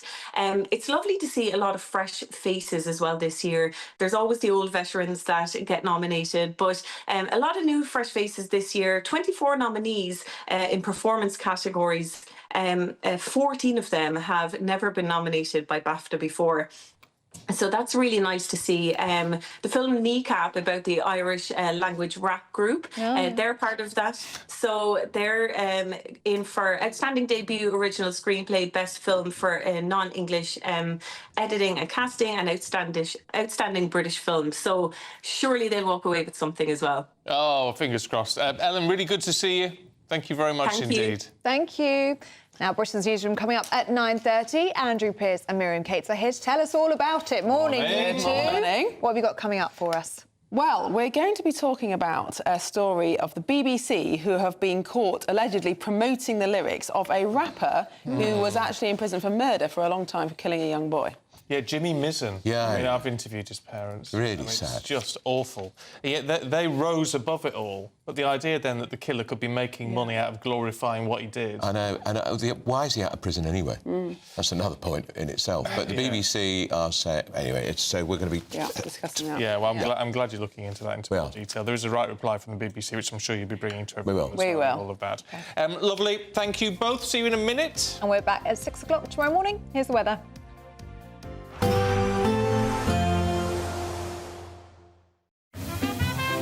Heavy showers first thing will be followed by a warm, cosy day. Boxed Boilers, sponsors of weather on GB News. Morning. Here's your GB News weather update from the Met Office. There is quite a bit of fog around for some of us this morning, and it's locally quite thick as well and will be slow to clear in some places. But it is generally going to be a dry day for most. Any initial rain across the far northwest clearing away for a time. Quite a bit of cloud across parts of Scotland and Northern Ireland. Some brighter breaks here.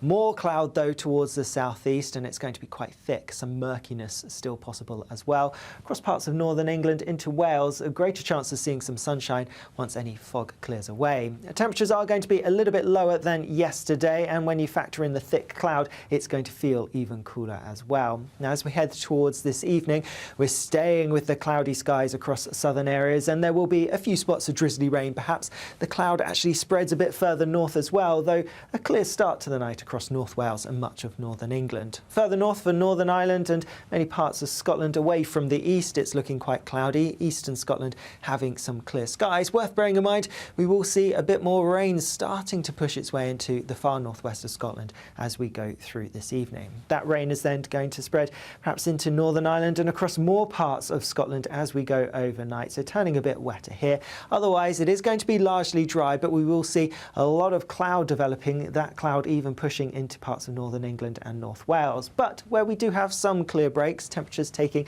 a bit of a drop, some places falling close to freezing. Many areas, though, having a relatively mild night for the time of year. As we go through tomorrow then, a bit of rain across parts of Scotland, some blustery winds likely towards the northwest of the UK. Otherwise mostly dry, some increasingly cloudy skies making their way as we go through the day, and with that we're going to see some cooler air or some colder air pushing its way in. So temperatures, particularly towards the south, likely to be a little bit lower than today. Further north it's staying mild for the time of year. Expect a warm front, moving from the kitchen right through to the rest of the house. Boxed Boilers, sponsors of weather on GB News. The latest GB News travel. Good morning, I'm Russell Holding. The M74 in Glasgow is partly blocked southbound by an accident between junctions 3 and 4 from Carmyle to Maryville, with delays in both directions. On Merseyside, the A57 is closed each way off junction 2 of the M57 at Huyton after an accident. In Warwickshire, on the A46 is a lane closed northbound after an accident northwest of Warwick, with queues back along the M40 from junction 15. In Norfolk, the A47 is closed westbound south of Norwich after an accident causing long delays. The A1 in Cambridge is blocked northbound by an accident just before the A141 at Brampton Hut, causing queues. The A14 in Cambridge is closed eastbound between junctions 35 and 36 towards the A11 between Cambridge and Newmarket, with queues from junction 33 for the A10. And in Somerset, the A30 is closed in both directions west of Chard after a lorry went off the road just before midnight. And that's the latest. You can stay up to date throughout the day by visiting our website